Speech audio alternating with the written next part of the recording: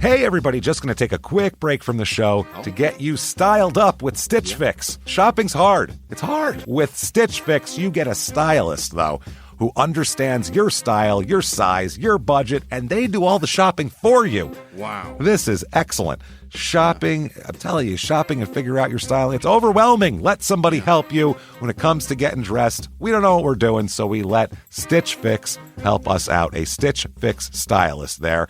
They know what works on us. We get the prices that make us look really good, and it feels good. You get some confidence boost walking around knowing that you're looking decent here. Oh, yeah. Yeah, we just give the stylist our sizes, style, budget preferences. We order boxes when we want, how we want, no subscription or any of that required. And they send called Just For Me pieces as well. Like, maybe you'd like this, and it's awesome. Outfit recommendations, styling tips. You keep what you love, you send back the rest. It's super easy. Yep. You can do it, and we are doing it because it's excellent. Personal styling for everyone. Get started today at stitchfix.com/STM. That's stitchfix.com/STM. Now back to the show. Hey everybody, just going to take a quick break from the show and tell you about Noom. Has Noom helped you? I believe it has. Oh, that's got an app. You can do tracking. It's terrific. It does. And Noom builds personal plans that can meet individual needs. That's the thing. Takes into account any dietary restrictions, medical issues, other personal needs. That helps build a plan that works for you. And yes, so I know that you've had your own personalized program here that you've been working on. And it's weight loss This is weight loss results that last. They stick around because you get yourself into a lifestyle change. That's what matters. That's mainly it. You can't just say, I'm going to cut that out for a month and then go back to it. That's not what it is.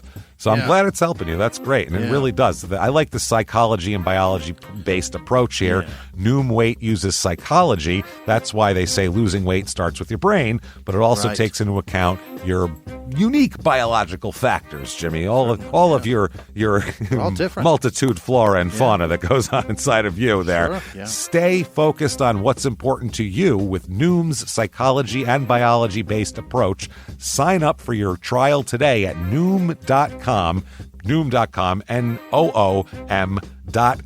here. Based on 3.5-year study of actively engaged Noom users with minimum starting BMI of 25. Individual results may vary. Visit our website for more information. Thumbtack presents the ins and outs of caring for your home. Out. Uncertainty, self-doubt, stressing about not knowing where to start. In. Plans and guides that make it easy to get home projects done. Out. Word art. Sorry, live, laugh, lovers. In. Knowing what to do, when to do it, and who to hire. Start caring for your home with confidence. Download Thumbtack today. This week in Bantam, Connecticut, a terrible slaying in a woman's own home immediately brings comparisons to an earlier similar murder, and the question is, do we have a serial killer on our hands? Welcome to Small Town Murder.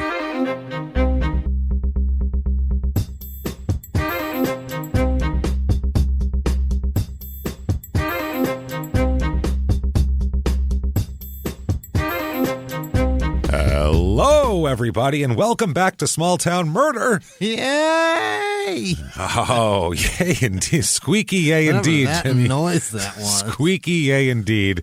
My name is James Petrogallo. I'm here with my co-host. I'm Jimmy Wisman. Wow, that was, I don't know, that thing escaped from you. I don't know what happened there. Thank you for joining us. We do appreciate it. If it's your first time, welcome. If it's not your first time, thank you for coming back and seeing us again. We have a wild, crazy thing in front of you today. Just a wild case of murder. Before we get to that, very quickly, just want to say, first of all, reviews help. So thank you. Whatever platform you're listening on, give a review. It helps a lot. Head over to shutupandgivememurder.com right now. What's there? Well, first of all your merchandise, everything like that. Second of all, you're going to get info on like crime and sports. If you don't listen to crime and sports, check this week's out because it's an epic insanity thing, and it's an Italian guy, so I have a lot of fun. You'll enjoy it, trust me. It's wait till you meet this guy's mother. It's amazing. Check all that out. But most of all, tickets to not only live shows throughout the whole year, but the virtual live show next week, February the 10th. It'll be available for 3 days, 72 hours afterwards. So get your tickets right now. ShutUpAndGiveMeMurder.com or MomentHouse.com/smalltownmurder. Either way, let's have some fun. We're going to have a blast. We cannot wait for that. So thank you for everybody. A lot of people bought tickets already, so thank you for doing that. It's awesome. Everybody else, get your tickets and do it up because we are going to have a damn ball. Patreon this week is awesome as well. Oh, boy. We have good stuff. The one I'm very excited for, patreon.com/crimeinsports. And for $5 or above, you're going to get access to everything, the whole back catalog, Crime and Sports and Small Town Murders bonus episodes, everything. You're going to love it. So check it out. This week we have for Crime and Sports, which you'll get access to, we have an imposter story. I love an imposter story. Fantastic, yeah. We do great things with an imposter story.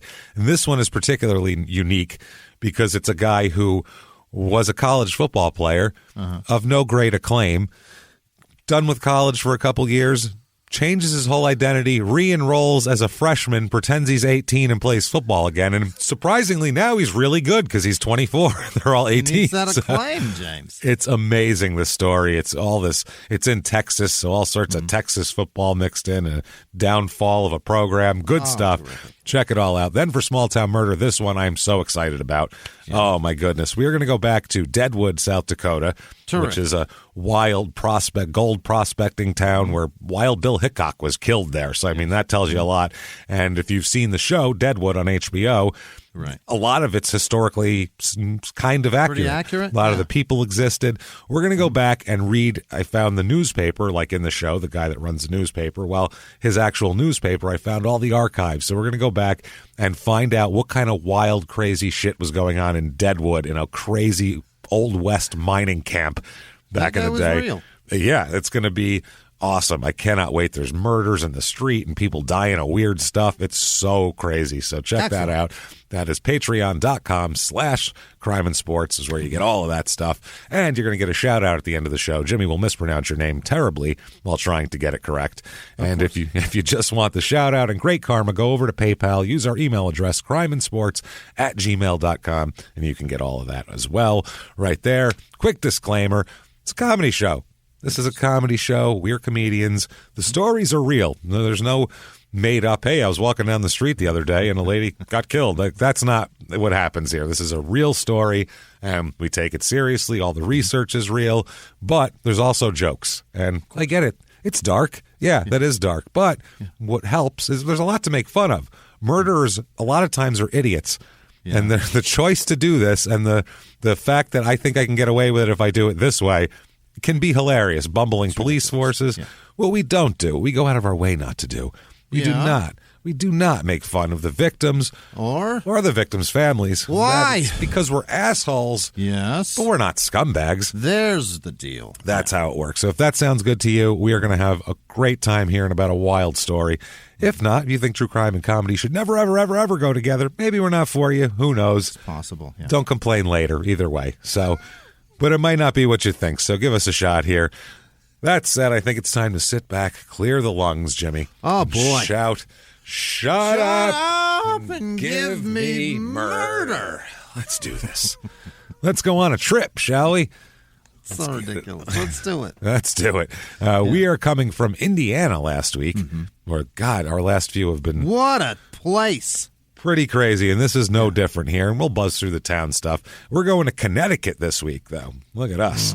Going to get fancy going to Connecticut. Highfalutin ass sons of bitches. Oh, yeah. Next couple of weeks, we're going to be in such different places as Hawaii and Delaware. So very different.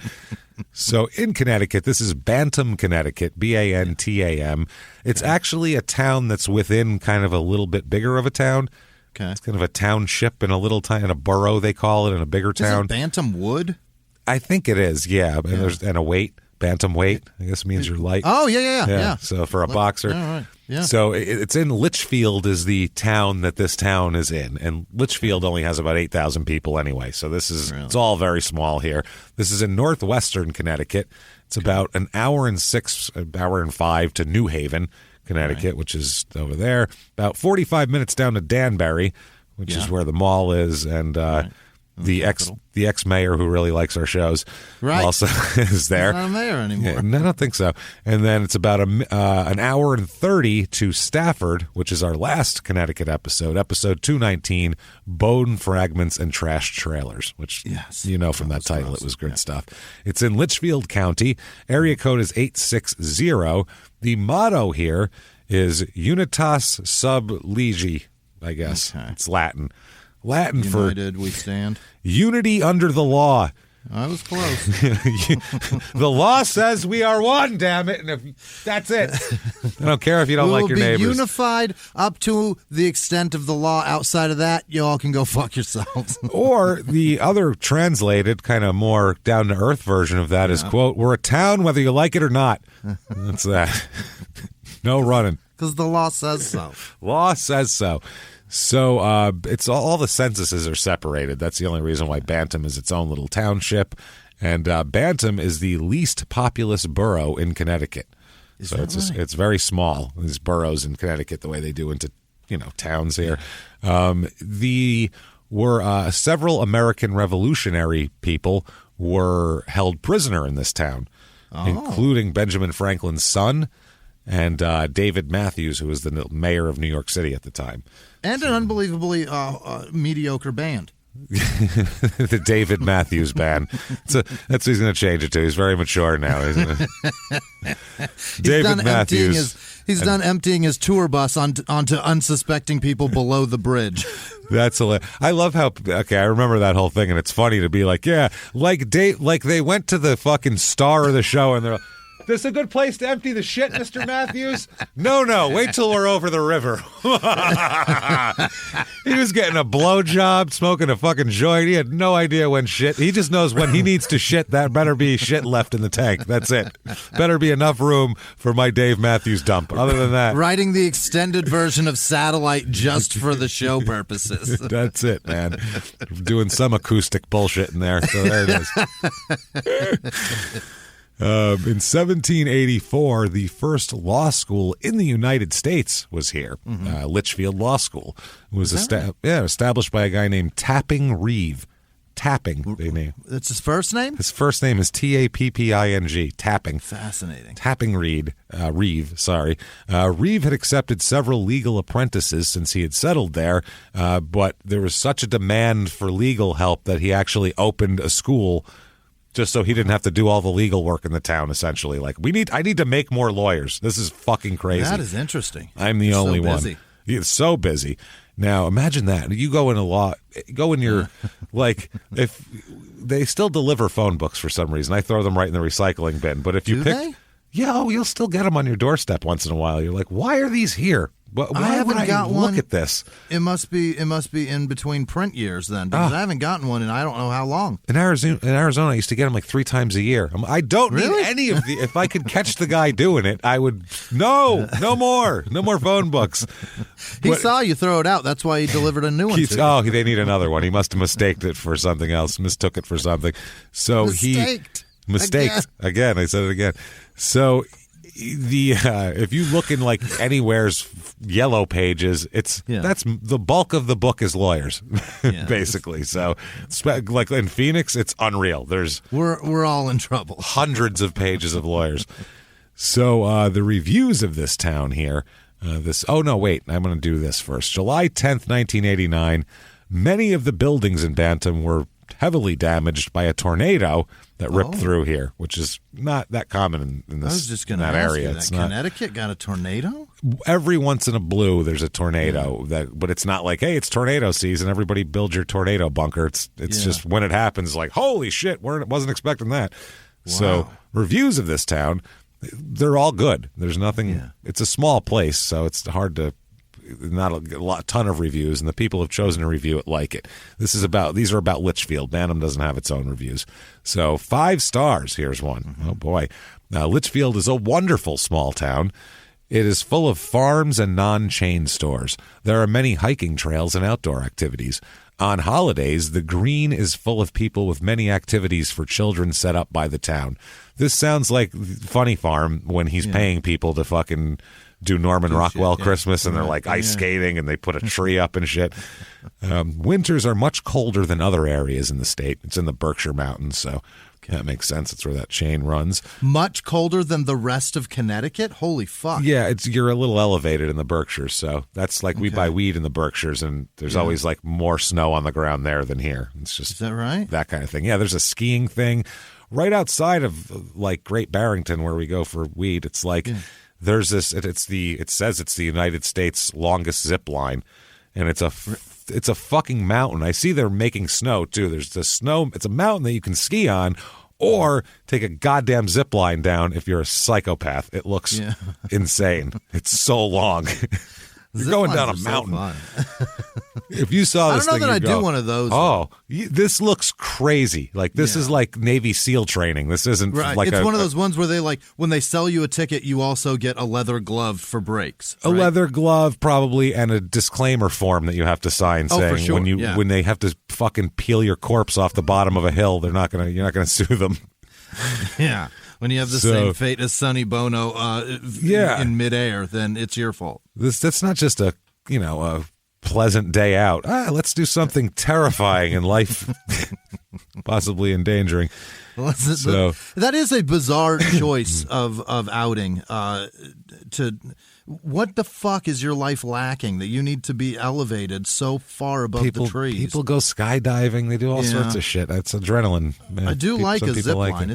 It's fun, but it doesn't need to be so goddamn high. Yeah, no, this is the longest in the United States. Like you can just it's a fucking mountain with a zip line down it. It's crazy. There's like the lift on one side and the zip line on the other. So you could either slowly lift up or fly down that shit. So other seasons are pleasant, they say, though. It is comforting to live in a town where you know your neighbors and everyone is friendly. There is a sense of community, and there has never been a time where I did not feel safe. Well, that's great for this town. Not once. Not once. We found it a wonderful place to raise a family. So started and ended sandwiched with wonderfuls. First sentence and last sentence. The worst one I could find is 4 stars here. 4 stars. Litchfield is the quintessential New England town. Historical buildings, great outdoors, thousands of acres of preservation areas with hikes and things to do all year, from summer beaches to winter wonderlands for skiing, snowshoeing, and ice skating. The generosity... snowshoeing. Who the hell does that? That's not a sport. Want to trudge through the snow? Cool. Want to make it slightly easier? I guess, yeah. But not too much. No. It'll still be difficult. Let's go on a walk with these giant tennis rackets on our feet through the snow. That's a nice outing for a family. Sounds wonderful. The generosity and kindness of the community is intoxicating. Intoxicating kindness? Yeah. Wow. That's something that would make you woozy, so that makes sense. Yeah. Hey, back up here, buddy. I'm seeing spots. The public schools are excellent. It's as close as you'll ever get to a private school in a public setting. Great for raising a family or retirement. Yeah. And that's what we see. It's all kids and people over 80. It's crazy. 725 people here. So not a big town. Male, female, about average. 10% of the population's over 75, which is way high. And there's a shitload of kids either. Everyone here is either 4 or 100. There's no in between. There's a lot of over 85 and shit like that. A lot of married people. It's a leafy suburban. Everybody's got, I don't know about everybody, but there's a lot of money in this area. The houses are nice, big yards, big properties, estates, that kind of thing. Very small Connecticut, but still super Connecticut. It's still very Connecticut. Race of this town, 92.5% white. Pretty white. 0.5% black. So not a lot of black people here. 2.4% Asian and 2.5% Hispanic. So it's a pretty white kind of town here. Religion, no shock here. 26.6% are Catholic. Catholics are, as we know, the Baptists of the North. 0.3% Jewish. Almost. Oh. We almost got there, but not quite. Politically, out here in Litchfield County, last election, 46.6% of people voted Democrat, 51.7% voted Republican, about 1.7% voted independent. Unemployment rate here is slightly higher than the rest of the country. a little bit higher. Median income's almost on the money, though. It's within $1,000 of the national average, $56,964. You're going to need more than that to live in Connecticut. This is a different kind of place. A lot of people here making $100,000 in that area, but but less than the average make more than that. Okay. So it's that kind of place. 3 times the construction jobs of average places. So cost of living, 100 is regular. Here it is 100.6. So on the money, housing is actually a little lower than the national average. It's a 90. Right? Yeah, it's a 90.8, but somehow the median home cost is above. So I don't know how that works, but it is $306,900 is the median home cost. So if we've convinced you to move to rural farmland Connecticut, we have for you the Bantam, Connecticut Real Estate Report.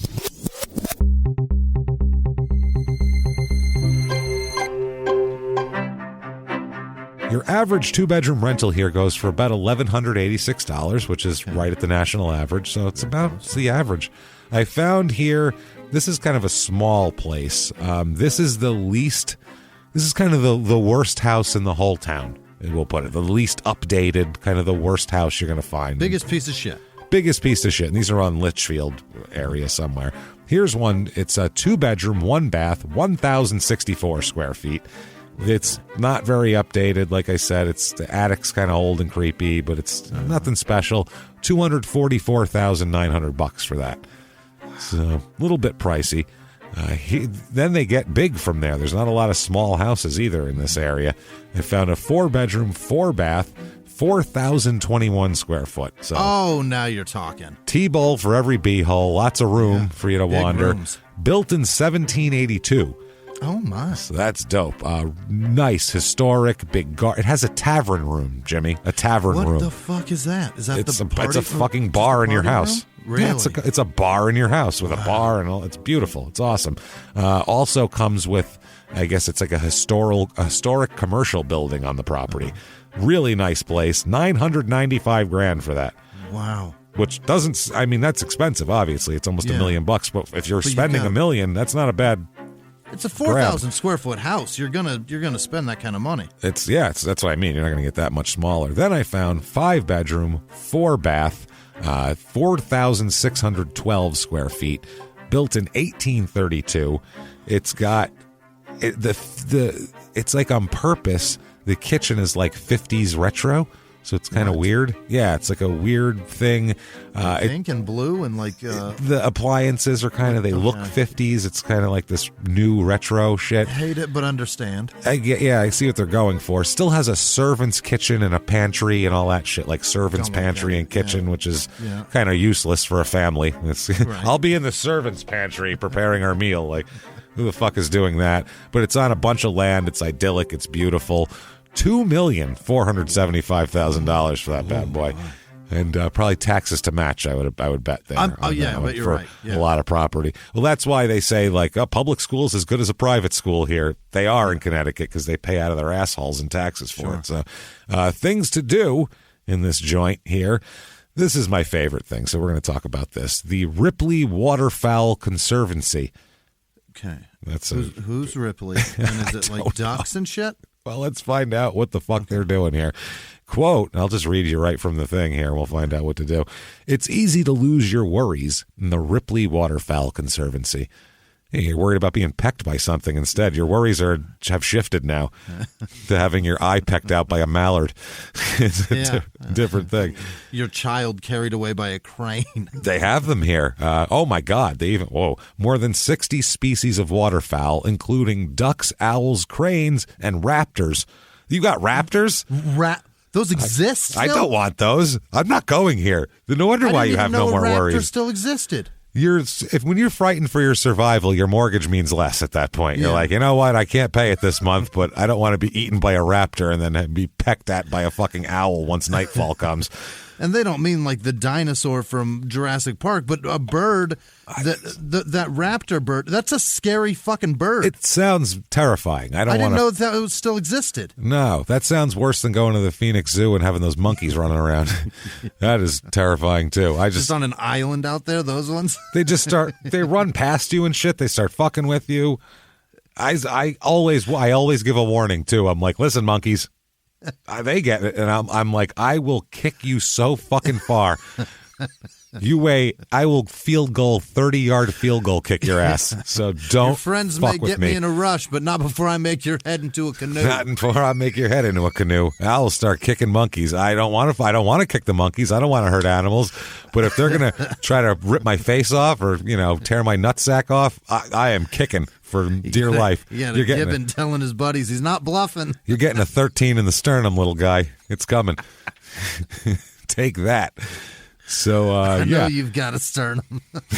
You got one in there somewhere.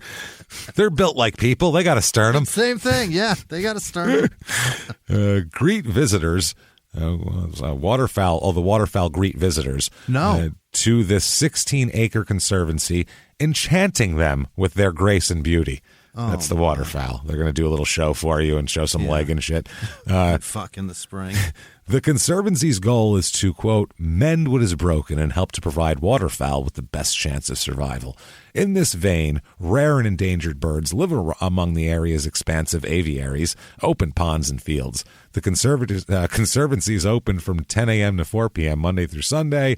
Take a self-guided walk around the property, no thanks, or we highly recommend booking a 1.5-hour guided sightseeing tour. Whichever one is safer, I'll go with. Yeah.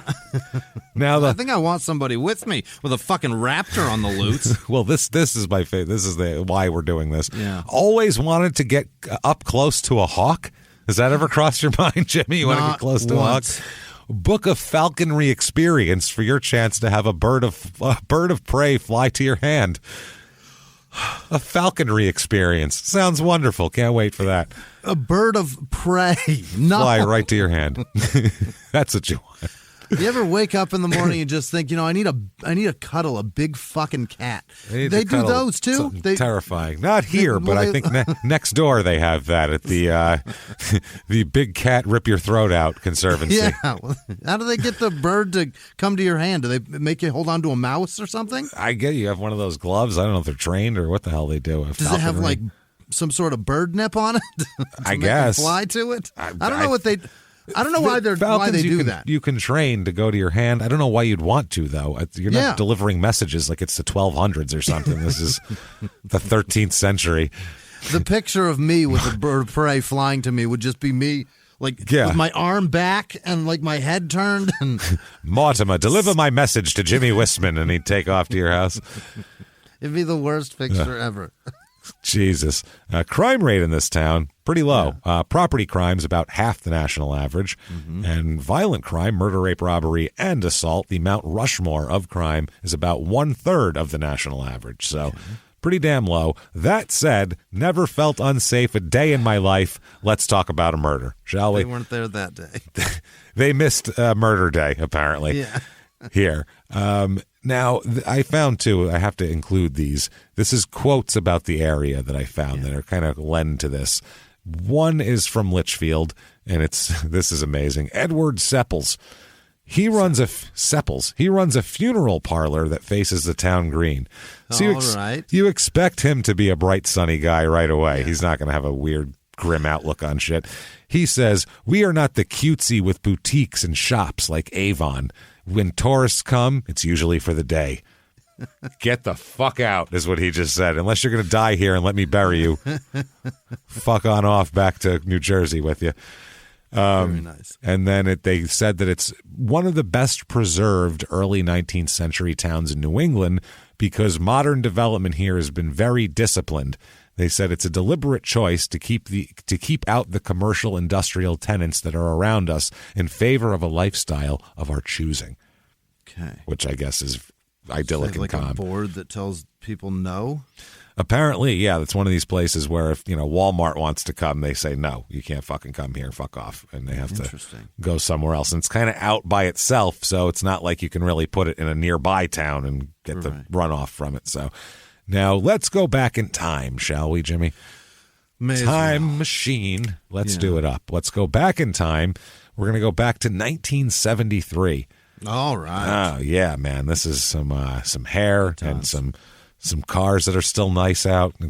They're getting bad, though. It's going to be lots of steel, though. Lots of steel. Yeah, this is the bottoms of people's pantses are just out of people's pants just out of control, big, like huge. Shelter for a small animal at this moment.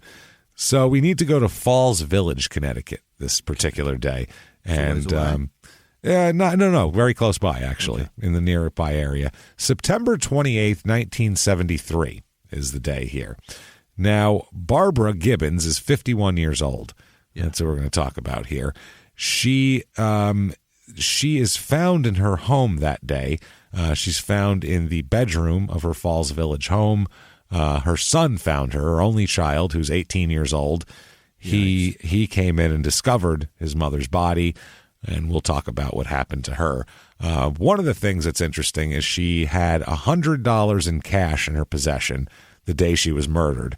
And then when she was found, like people saw her with $100 and she had $100. And when she was, searched after her body was found, she only had 16 cents on her.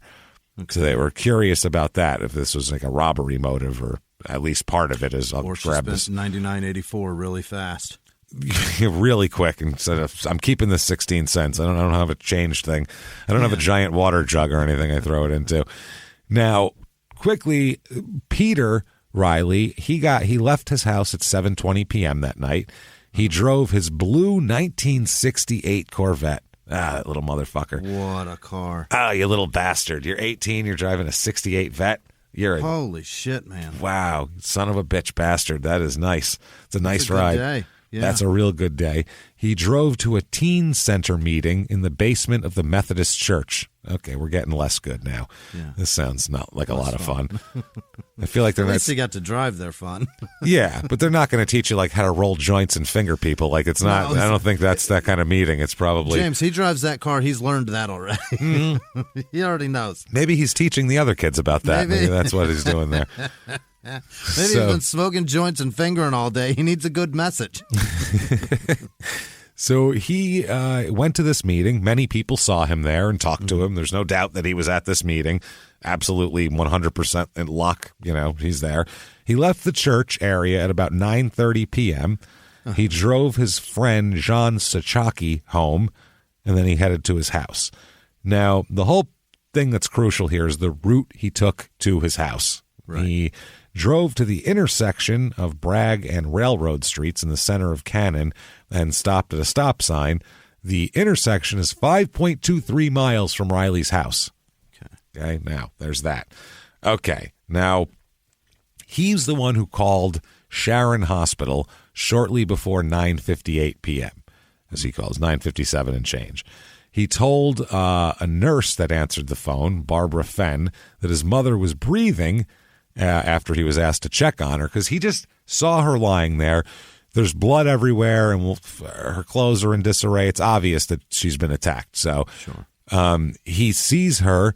I guess you can hear, from what he says, you can hear very labored breathing. She's just kind of, not great, labored. It doesn't sound like it's coming, like she's going to come around anytime soon. Okay. So apparently he sees this and immediately picks up the phone. He didn't go check on her. He didn't go. At 18, I'm not sure what I'd do in that situation. It's Seeing not your mom? Yeah, because it's not like she was.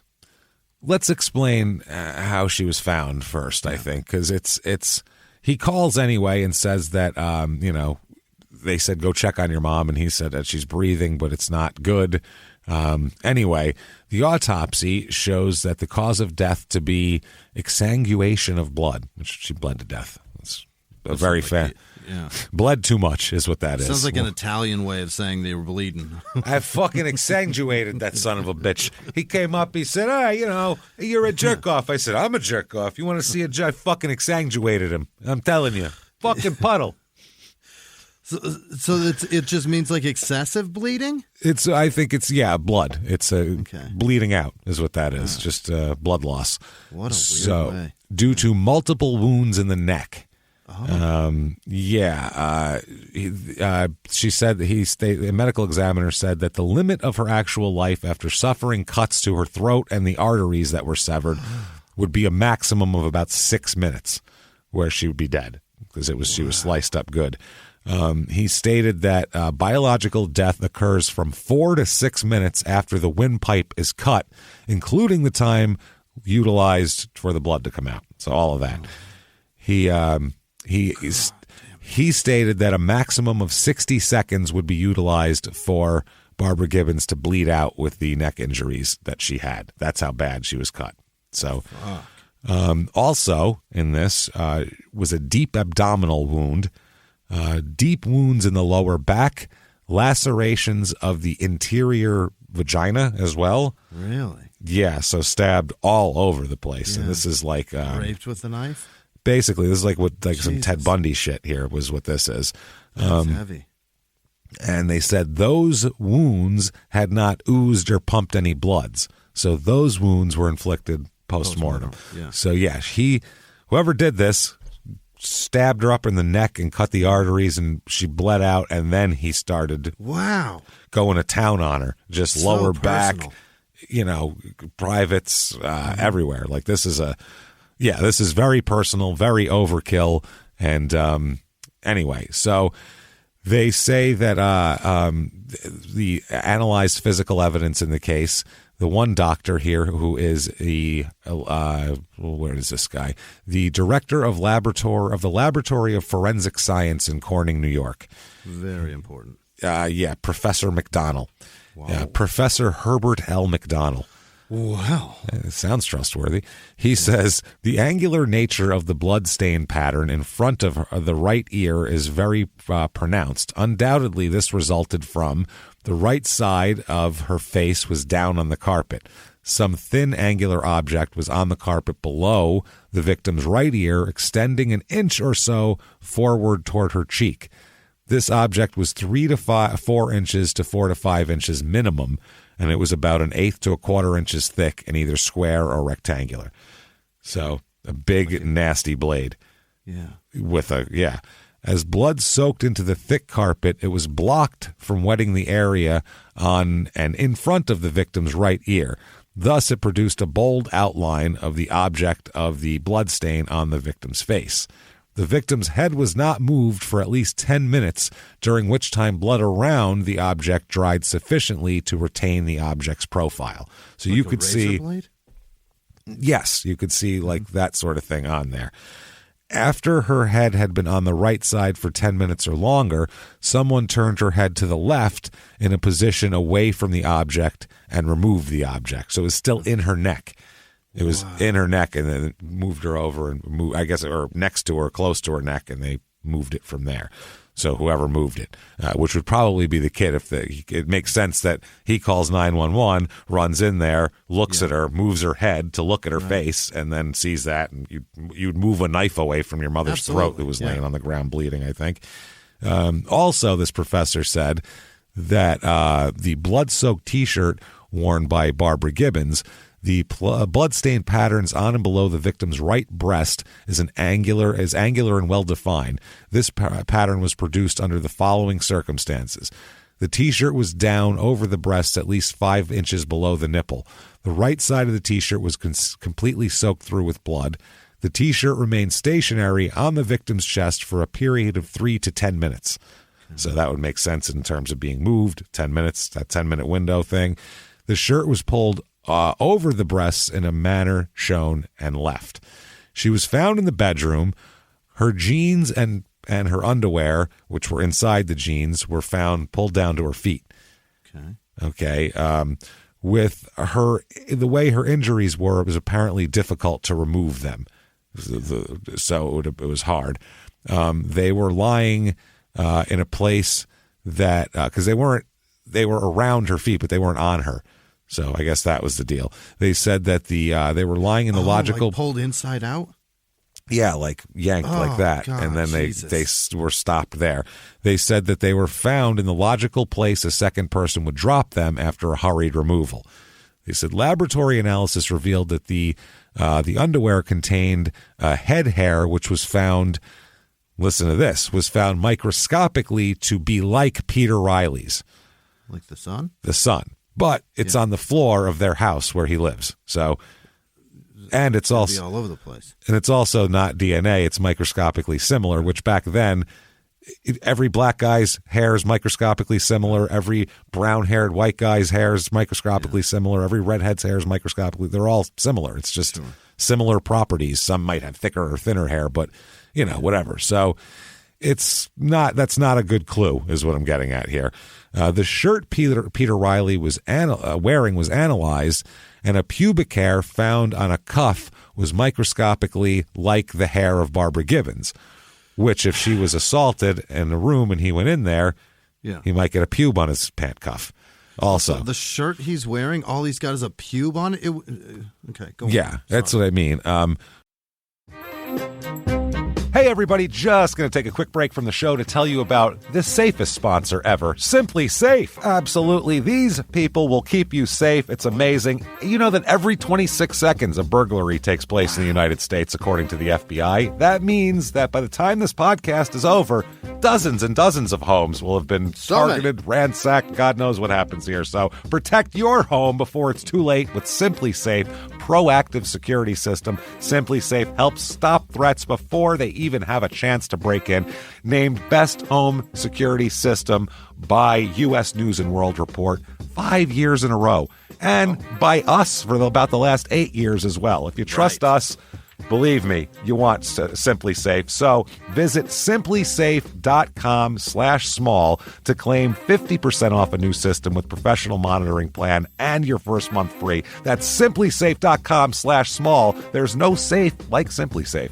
Now back to the show. This show, Small Town Murder, is brought to you by BetterHelp.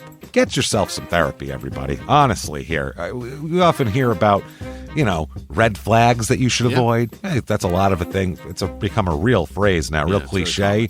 But why don't you focus also, you look at green flags in friends and partners. Look for good things as well. Right. And maybe you're not sure what that looks like, though. Therapy can help you figure that out. What are positive things? What are the green flags? And then you can practice them in your relationship. It's absolutely a fact. And so, honestly, we absolutely are huge advocates for this. It really, really helps. BetterHelp is fully online, making therapy affordable. It's convenient. They serve over 5 million people worldwide. You can access a diverse network of more than 30,000 credentialed therapists, wide ranges of specialties there. Here's the coolest part. You're not getting along with your therapist, you're just not feeling it, you can switch at any time, no extra charge. Wow. The thing is, they want you to get help. That's it. And you can do it with BetterHelp. Discover your relationship green flags with BetterHelp. Visit BetterHelp.com/smalltownmurder today to get 10% off your first month. That's BetterHelp, HELP.com/smalltownmurder. Now back to the show. Hey, everybody, just going to take a quick break from the show and tell you all sorts of good stuff about Chime. That's what I'm talking about. There's so many extra fees you have to pay in life. Everything. You go to the airline, there's an extra ticket on that. There's extra fee on every fees and fees, hotels, fees, all this type of stuff. We're trying to make progress, and the next thing you know, here comes another fee coming at you, and it's more money than you expected, and your whole math is thrown off, and it's awful. Learn more at chime.com/smalltownmurder. Chime is great with that stuff. I mean, you can't beat if your things are a little tight, especially around the holidays or after the holidays. Yeah. You need that money a couple days early, or go grocery shopping. You got a car payment due. There's so many things that don't cross over exactly how you want them to cross over. Make progress toward a better financial future with Chime. Open your account in 2 minutes at chime.com/smalltownmurder. That's chime.com/smalltownmurder. Feels like progress. Banking services and debit cards provided by Bancorp Bank N.A. or Stride Bank N.A., members FDIC. Spot me eligibility requirements and overdraft limits apply. Boosts are available to eligible Chime members enrolled in Spot Me and are subject to monthly limits. Timing depends on submission of payment file. Fees apply at out-of-network ATMs. And now back to the show. Medical examination showed that Barbara suffered lacerations of the vagina. Those are post-mortem, like I said. The puncture wound on her right hand also, which is defined as a defensive wound. That is so that's a defensive wound. Analysis of head hairs clutched in her bloody right hand. She had a bloody, showed them to have been forced from their source. So she fought back. She yanked somebody's hair out. And they said that these were microscopically like Peter's as well. And they said that these facts signify that Barbara was conscious when she was slashed. So she wasn't like bum rush, knocked out, and then slashed. She fought back and got her throat cut.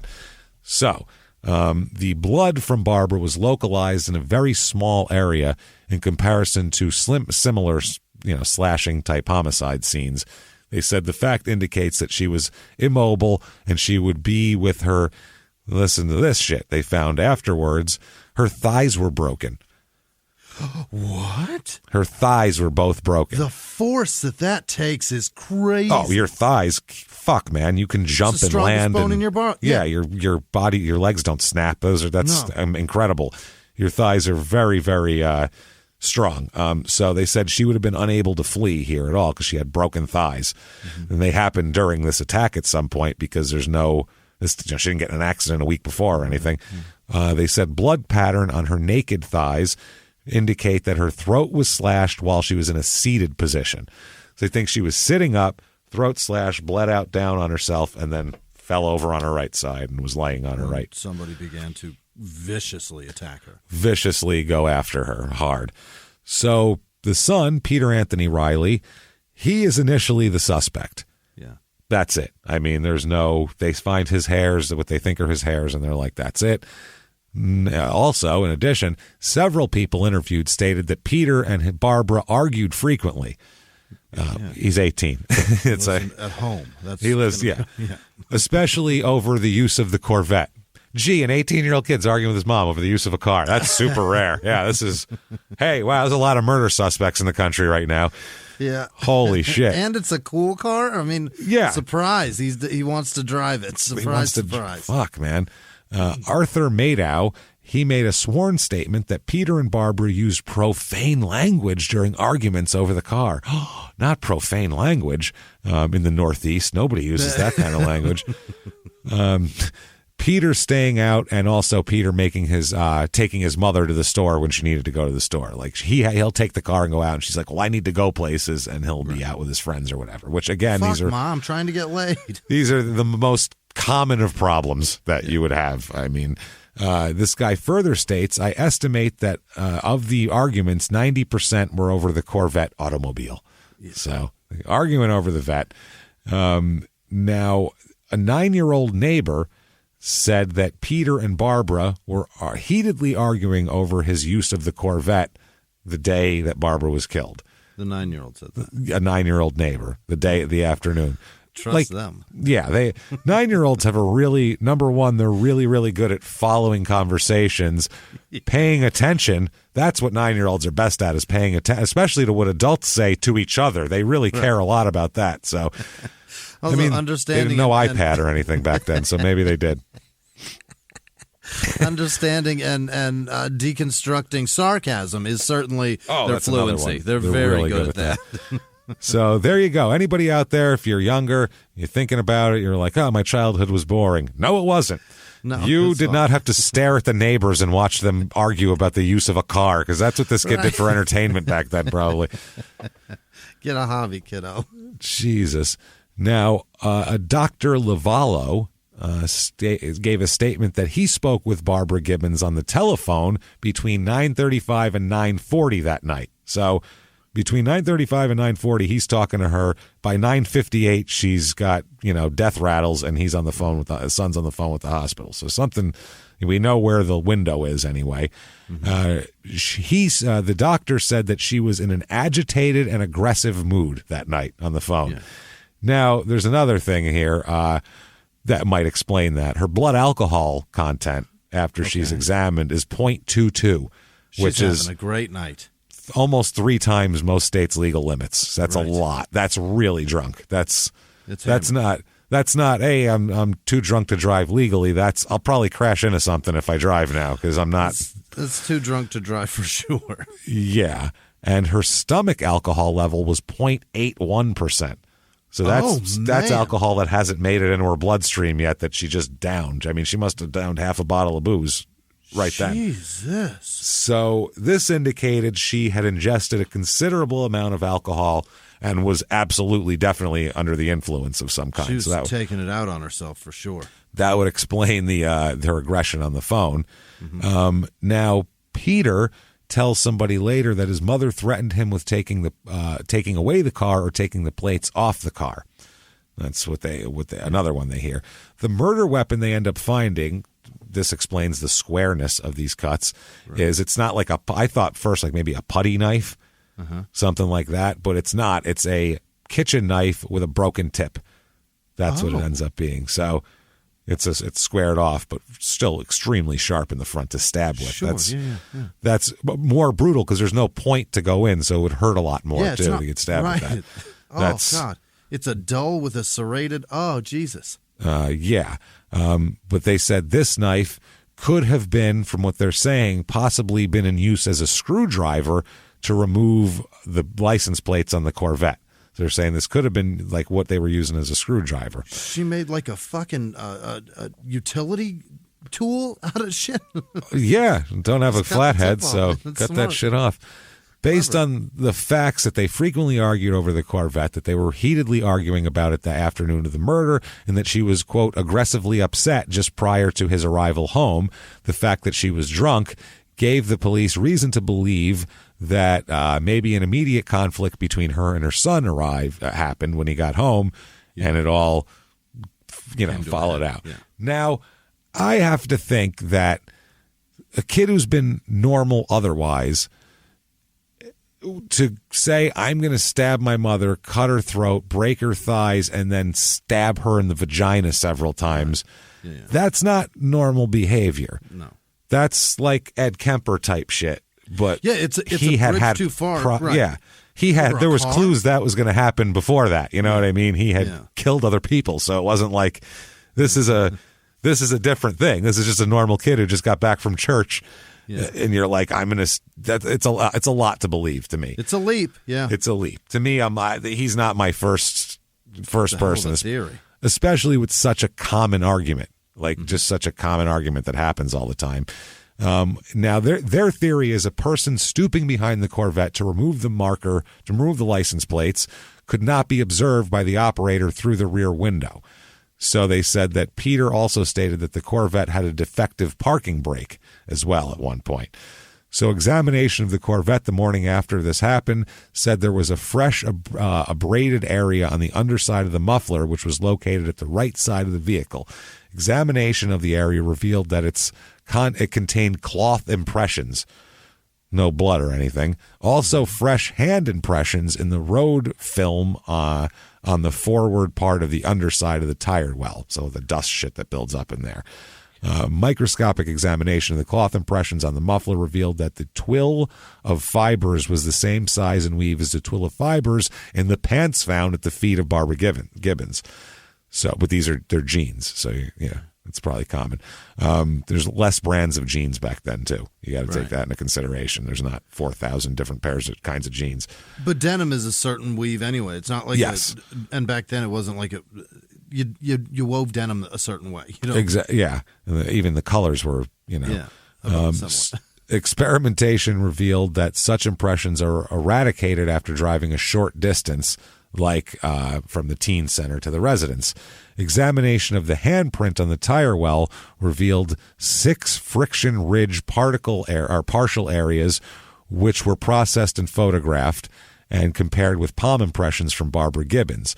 Within 3 of the latent friction ridge partials are 3 and 4 similar friction characteristics, overlapping ending ridges, short ridges, all the fingerprint shit. So it's not an exact match, but there's parts of it that are a match. They grade matches in a point system. I think you need like a 5-point match has to be, or 4-point match to make it like legally a match or whatever. Yeah. I'm not sure. So this is a handprint on the car and her handprint on the muffler. Yes. Meaning she was crouched. That's where they think she was at? Crouched they down think behind that, the car? Her jeans rubbed against the muffler, and they think possibly her hand got the underside of the wheel well. Okay. So that's what they're saying. So, they said that he arrived home on his story. He passed the intersection of Railroad and Bragg at about 9:39, and we told you about the distance. Arriving home sometime between 9:43 and 9:49, probably about 9:45. He pulled in the front yard. They said their theory is that he pulled in. She started fucking, fighting with him, and that's what happened. So he made a couple of calls too. He called information. He called their personal doctor's home, and then information again, and then the hospital. Okay. So back then, very difficult to make phone calls unless you needed a phone book back then. So they said if he had blood on his hands, he could have washed it off or wiped it off. If he had blood on his clothes, he could have changed into clothing that was similar to what he'd been seen in. They said it would have been necessary to dispose of those items. They said he could have gone across the street and hidden it somewhere very easily. Okay. So they said then he could have returned to the house and waited for the arrival of a neighbor at 10:03 p.m., which is what happened. So he's charged with the murder, okay? They sit him down. They question him for 24 straight hours. Oh, Jesus. Which would absolutely not be allowed now. That's getting thrown out. Cops say now after 6, they call it a fucking day because there's a good chance anything they get won't be used anyway. That people they'll toss it. 6, 8 hours maybe. Yeah. You know, if they've already started beforehand, it just takes longer, that's fine. But if they're still saying I'm innocent after 8 fucking hours, maybe a different approach, a different death. Or they're not giving it up. And if they do, it's because you whatever. So he finally, after 24 hours, he confesses to the crime. He said, fine, I did it. I killed my mother. I need to go home. I'm tired. Can I go now? Then he wants to watch WrestleMania, Jimmy. That's the thing. Then he recanted his statement. Of course he did. Okay. So they did all of these trial runs here about where he was to the house, and they were saying from that intersection to the house, if he went 90 miles an hour, he'd get there at 9:43 and 40 seconds. If he did 70 miles an hour, he'd get there at 9:44 and 29 seconds. If he did 50 miles an hour, he'd get there at 9:45 and 40 seconds.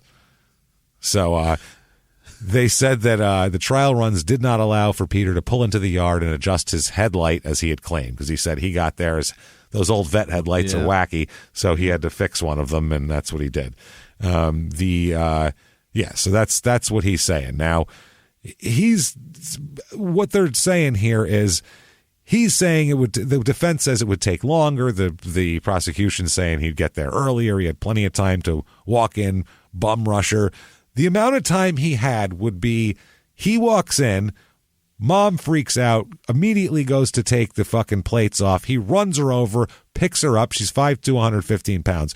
Picks her up, slings her over his shoulder, walks her in the house, and then cuts her throat, rips her pants off, and stabs the fuck out of her. That's the theory. All within fascinating theory. Within a minute of arriving home. Not a logical bit of that. No. So after they have a 6-week-long trial for Peter, and he is found guilty of first-degree manslaughter and sentenced to serve 16 years in prison for this. Wow. Which is pretty lenient, honestly, if they thought he did it. So lawyers seek to overturn the conviction, and they're saying that there's neighbors, there's other people who had motive and opportunity to commit the crime. Also a relative of a neighbor saying that was seen after the murder with what was said to be a lot of cash for him. He didn't usually have more than a couple bucks on him. So the missing $100 came up there. Finally, 2 years later, 1977, a judge vacates his sentence, and then he ends up being exonerated. He's on the exonerations list and all that shit. Good for him. And that's because he gets let free. They still want to charge him for years. I mean, there's all these subsequent investigations saying we got to charge Peter. And all of this for finally when DNA testing becomes available, they test those head hairs. They don't fucking belong to Peter. Not even his. They're not his. They're similar to his. Yeah. Somebody with a similar colored hair and, make of his hair, it is, but they're not his fucking hairs. That's it. That's not Peter now. Whoever's fucking hair is in her hand, in her bloody hand, that's who killed her. Yeah. Period. Nobody else. So he ends up being let out, and they said that the judge was acting on a one-man grand jury, concluded that there was no sufficient evidence that he killed his mother, and it was they said that he was tried and convicted, but a coalition of neighbors, celebrities, and detective work put the legal safeguards that protected him and set him free. Celebrities, which ones? It didn't say. I couldn't find that. I wish we knew. Maybe locals, local celebrity. Maybe it's what's his name? Kardashian? No, the singer from up there that we talked about. It's for the kids. Al Bruno. Al Bruno. Maybe it's Al Bruno. He came in and sang a song for him. Fixed him up. But when they do a reinvestigation, they want him charged. Period. Really? Like it's a thing, man. Like there's a newspaper article there's no ads, there's nothing else. It's just like 4 full fucking pages of a newspaper dedicated to the reinvestigation and the conclusion. They need this crime solved because this is every person's nightmare. It looks terrible. Yeah. A woman was stabbed in her vagina in her own home. That's horrific. Yeah, you're allowed to be 53 and drunk in your own house. That's fine. You know what I mean? Without getting stabbed in the vagina, let's say. At your most vulnerable, she is just gutted in her own home. So, yeah, they want him charged. I mean, it's almost like the article, it quotes all police sources, so it's not libelous or anything because they're quoting police sources. But, I mean, these cops are, like the investigators that are reinvestigating the case are very aggressive in their stance that he did it and he should be in prison for this. And they're trashing his name and he didn't fucking do it. I mean, it doesn't match his head. Right. Period. They also find out later on from the DNA that it doesn't match other people they thought it was, people that Peter was saying that he thought suspected, neighbors, a relative of the neighbor with the money, all of them cleared through DNA testing. So it's nobody close to the house, nobody that they thought it was. This is like, who knows? An actual nightmare. An actual nightmare in a window of 12 seconds. Minutes tops. Yeah, I mean, nothing. Someone can come in and do this. So it's horrible. The case ends up going unsolved now, okay, from there. Okay. Now let's go to May of 1979. Okay. May of 79. Let's talk about a lady here, Barbara McKittis, McKittis, M-C-K-I-T-I-S. I'm not sure if that's McKittis or McKittis, but it's another Barbara. Okay. Either way. So Barbara's 53 years old, so 2 years older than Barbara Gibbons. Right, Barbara Gibbons died. Yeah. She just separated from her husband. Her husband's, they're going through a divorce. Yikes. She's trying to get her life together. At this moment, they have grown kids, you know what I mean? Because I saw like their daughter was she was in high school band in like the early 60s because she had a flute solo and something I found in the newspaper. So anyway, she's trying to get her life together. She lives right now alone in the family house. It's a 13-room house. Whoa. It's a big, great. Yeah. That's a big fucking house. That's a big old 13 rooms. 13 rooms. So she's living all alone in this house and she's kind of tired of it at this point. She's like, she wants to move on and do something else here. So, how many rooms you got, James? I got 6. I was going to say, I mean, I just counted them in my head. 6 rooms. Yeah, I feel like a baller with that. From the bedrooms, maybe, I think 8, but like they're broken up different. Your rooms are bigger.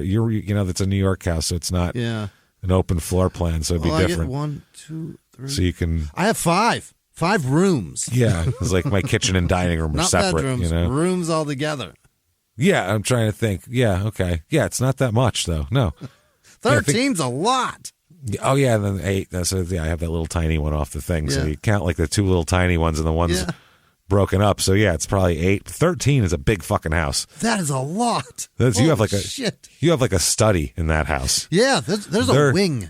It's got built-ins. There's built-ins that you have books on. I feel like if you live in a house like that. Are they counting closets? You know what I mean? Like, I don't know. That doesn't count in the rooms, bathrooms either. So this is just straight. I was counting bathrooms. No. You weren't counting bathrooms. I was. At least 2 bathrooms. 1, 2, 3, 4, 5. Oh, it's 6. Yeah, it's 6. Yeah. It's definitely 6. There you go. So she lives in this house. She's trying to get where she's having estate sales. Her house is for sale. Everything in it's for sale. Sure. Fucking clean it out, starting over, Barbara's doing. So, 53 is a tough time to start over, and she wants to start over for real. So good for her. So she has an ongoing tag sale. It's not one-day garage sale. It's always going on. Boy.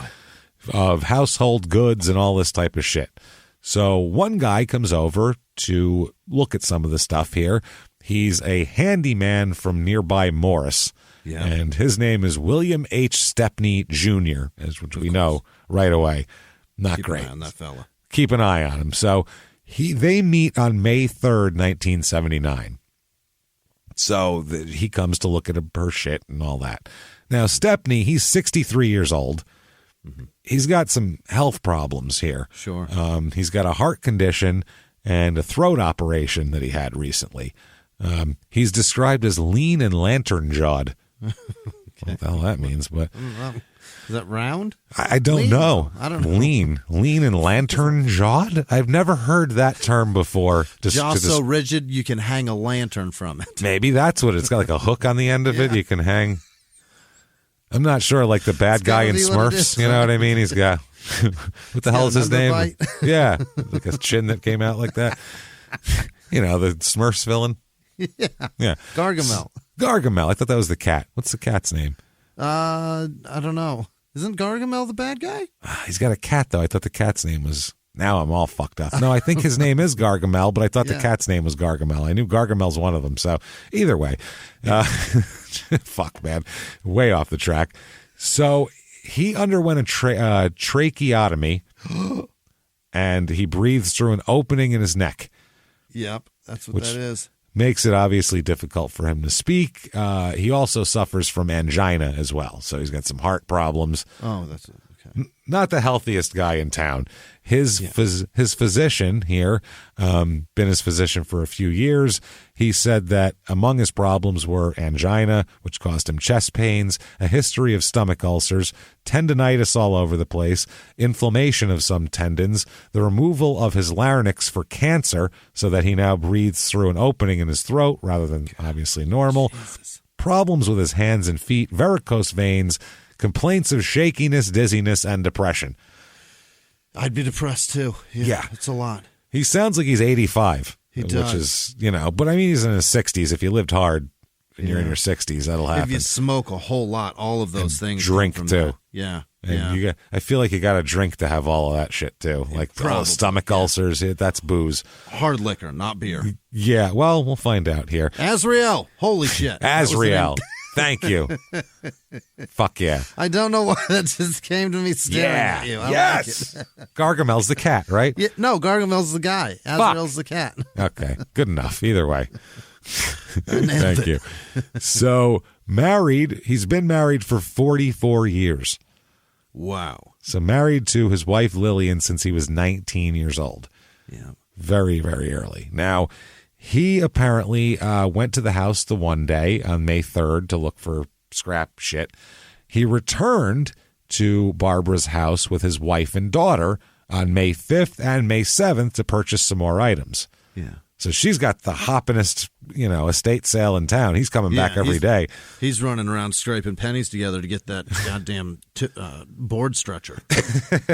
He also arranged to help her clear some scrap metal out of her garage and sell it to a junk dealer. Yeah. So he's trying to help her out, apparently, and saying she doesn't know what the fuck to... Yeah, she doesn't know what to do with this shit, basically. So on May... And that's the thing, too, about when you get a divorce and you have all this shit, and you don't know what's worth what. Yeah. Well, it seems like they've probably lived in the house for 30 years, too. Right. So when you live in a house for 30 years, shit builds up. Yeah, and you don't know what's desirable and what's not. You're just like $1. I don't know. Get the fuck out of here. Especially in like barns and garages and places like that. Just a lot of stuff, like scrap metal. Yeah. So he's there the 3rd, the 5th, and the 7th. He's with his wife and daughter, the 5th and 7th to go there. On May 8th, he spends most of the day over Barbara's house.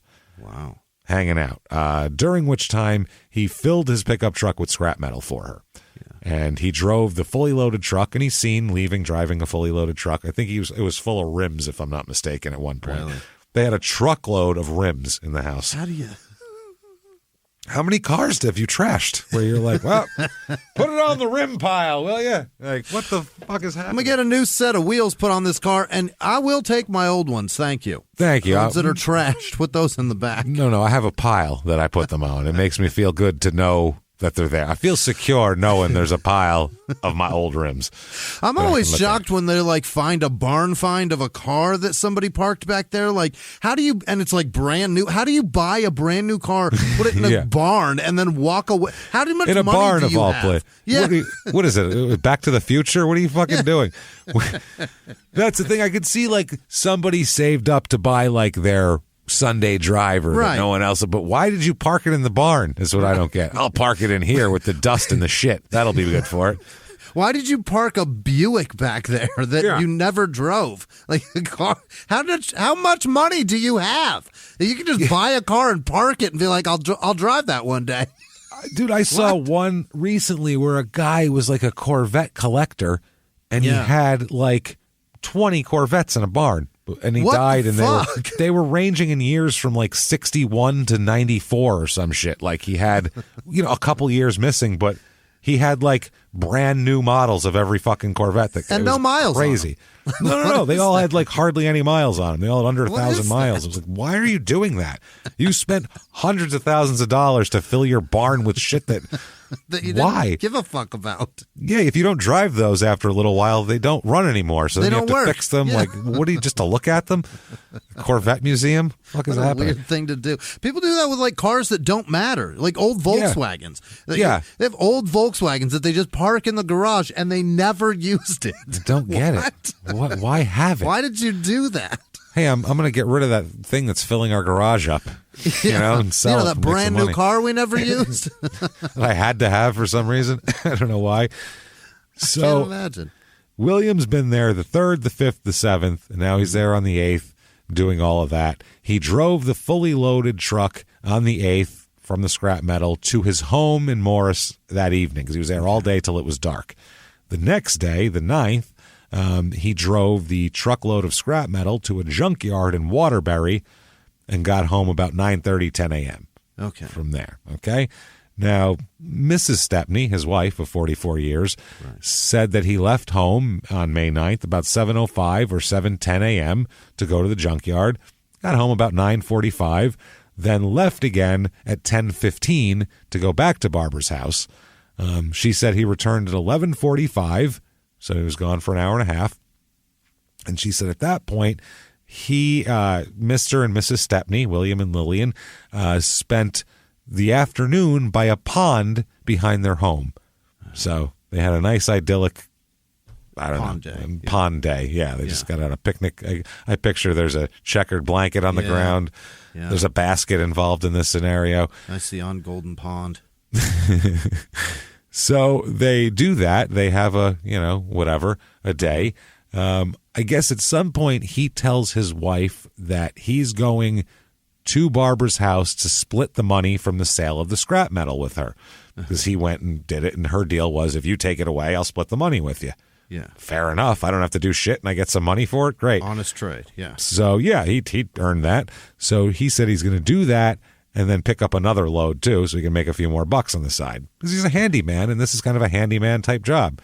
Pretty easy. Yeah, I'll run it around and give you the money. Easy give you half. Yeah.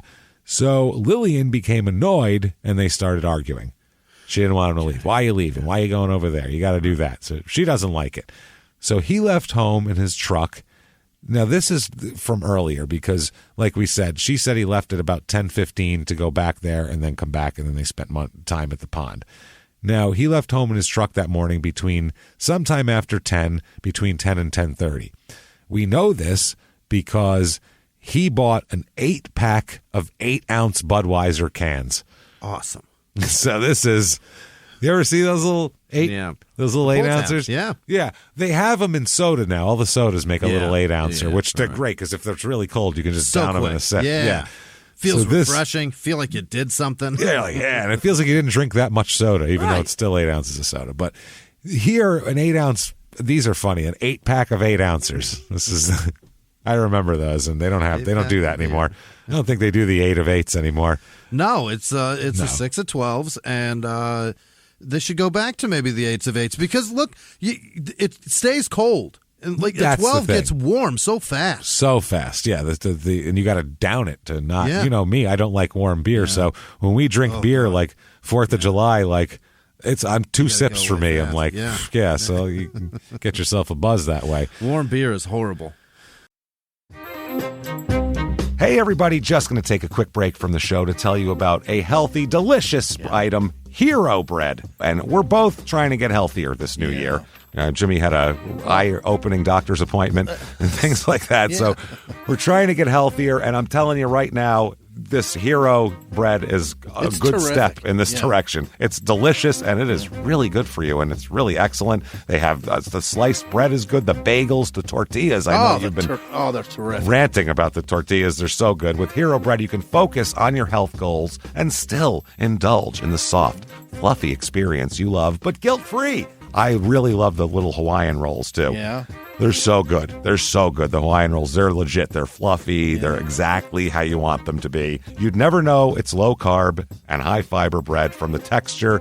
You get the soft, fluffy experience you know and love with your savory breakfast sandwich, late-night grilled cheese, Taco Tuesday. Do it. No compromises, just flavor, ultra-low net carbs, 0 grams of sugar, high in fiber. It's fantastic. Hero Bread is offering 10% off your order. Go to hero.co and use the code SmallTownMurder at checkout. That's SmallTownMurder at HERO.co. And now back to the show. Hey, everybody, just going to take a quick break from the show to tell you a little bit about Sono Bello. You know, the most known secret with celebrities and influencers and all these famous people is so many of them have had lipo. They've had lipo, whether it's a little touch-up here or a total makeover. Yeah. Nobody has a perfect body. That's the thing. No. They may look like it on TV, but there's things that help that. Absolutely. Lipo now has changed, and Sono Bello's been at the forefront with using LAL technology and getting those beautiful and natural outcomes for each person. Looking real natural. Our friends at Sono Bello are offering their best deal. You're now included in their winter savings event, but appointments are limited, so please get on this. Sono Bello doctors are masters in micro laser fat removal, a brilliant technique that removes stubborn fat permanently wherever your problem areas are. Tummy, love handles, thighs, arms, it's gone in one comfortable visit. Eating healthy and workouts are great. Keep doing that, but if you want to lose that stubborn fat in one visit, check out Sono Bello. Save big during their winter savings event. Schedule your free consultation now at sonobello.com/smalltownmurder. That's SONOBELLO.com/smalltownmurder. Now back to the show. So he told her he told his wife, I'm just going to, split the money with her. Meanwhile, he's stopping off for 8-packs in there. So that's why it took an hour and a half to split money with somebody. So he does that. This is somewhere between 10 and 11 a.m. He did that. Then after that, he buys another 8-pack of beer in Bantam. So 16 beers. From his house to Bantam, I assume he drank an 8-pack already and is needing more. So that's a lot. People who saw him that morning of May 9th, Deborah Palmer, who worked at the South Farms package store, which is like a convenience store, in the center of Morris, she said Stepney bought an 8-pack of 8-ounce beers, Budweiser, in cans, and a bottle of Canada Dry club soda from the store that morning between 10 and 10:30 a.m. She said he was in the store at the same time as the Drake's Bakery delivery man. Oh, right. Mr. Drake's man, I love you. How'd you not grab him and give him a fucking big kiss and start dry humping his leg, saying, "You fucking gorgeous bastard, give me devil dogs." Does he show up in a duck costume? I hope he does. I really like Webster. I really hope. Side note on Drake's, by the way, I'm so happy they came back and they make him again. The devil dogs are outstanding. Everything they make is just like it always was, except for the fucking coffee cakes. Yeah. From this platform, I would like to beg Drake's, beg you to go back to the old formula of goddamn coffee cake. What was different? Them. They used to be a lot of cake. They were kind of high. Now they're like lower and thinner and like harder. They're like mostly crumb, which doesn't work. Yeah. The good part of the Drake's cake, if you remember from the fucking Seinfeld episode, they're crumbly. Yeah. It's a soft cake that crumbles, and it's got the on top was a perfect amount of cinnamon. It was this beautiful fucking balance. And now it's just messed up, dude. I can't even eat them anymore. It's ruined. I can't do it anymore. Well, I found out I'm allergic to cinnamon, so I can't do it anyway anymore. But fix that. Fix them for everybody else. For the next generation, please. I beg of you. You know who's not fucking up is Entenmann's, because their coffee cake in the tin is fucking magnificent. That's a good, the coffee cake, the big one, yeah. But it's so much. Size. I want it individually wrapped. It goes stale in about 2 hours once you cut it open too. It's rock hard in 2 hours. It goes stale before you finish your coffee pot. Yeah. It's like it's over. Racist Nan used to buy those day old, and it was touch and go. Yeah, you got to eat that bitch fast. She'd be like, "There's coffee cake. Eat it." Like hurry up. It's hardening as we speak. So Entenmann's is crushing it. It's just once it touches the air, it's like blood. It's about to dry up soon. It's fucking done, man. But God damn it, those devil dogs are just beautiful. They're just beautiful things. Yeah. So this guy, Gary Bergeron, just with a truck full of wonderful gorgeousness here. Just an actual hero. A real hero. In that blue and white striped hero shirt. He is. He's wearing that hero shirt, doing hero things. The woman who worked at the store also said that Stepney didn't have enough money with him to pay for the beer, so he had to leave the store for a couple minutes, and then he came back and placed the beer on a newspaper that the delivery man just bought. So he's getting his wet beer on the newspaper. The Gary Bergeron, the driver, said he arrived there at about 10:30 that day because he has a log, so he knows when he was there. And a customer had put a beverage on top of the newspaper that he bought for his wife whenever he did that drop-off. He said the customer was a man, the beverage was beer, but he didn't know if that was Stepney or not. He didn't fucking pay attention to the guy. So anyway, the truck is seen in Barbara's backyard sometime between 10:30 and 11 a.m. as well. So they're cramming a lot into this. Yeah. He's drank an 8-pack of beer, bought another 8-pack of beer. He's a productive motherfucker while he drinks. That's great. He is. He's been out since 7:05 in the morning. Yeah. Doing scrap metal and drinking. So the truck left her house between 11:15 and 11:30 a.m. So she arrived there, was there for a little while, then it left, and then arrived back at the house between 11:45 and noon. Okay. So that's how that went. Now, Barbara, her day here, we'll intersect these two. They say that she was last seen driving her car through the center of Bantam, so right down by the old town green there, where that's the town she lives. She was also seen in a Bantam supermarket that day and in 2 local bars. Yeah. Barbara likes to drink as well. Gibbons, Stepney, and Barbara here, they're all drinkers. She's popping in and out of bar. Everybody is so busy. This is crazy how much they're getting done. Drinkers. Who the fuck wakes up, drinks in the morning, and then just accomplishes things all day? Yeah. That's not normal. You should be asleep by 12:30 if you're drinking at 10. Right? At least a nap. Oh, shit, man. So, witnesses that testified to seeing her later on said that one Helen Neller of Litchfield says she saw Barbara parking her car near the Bantam Pharmacy at 9 a.m.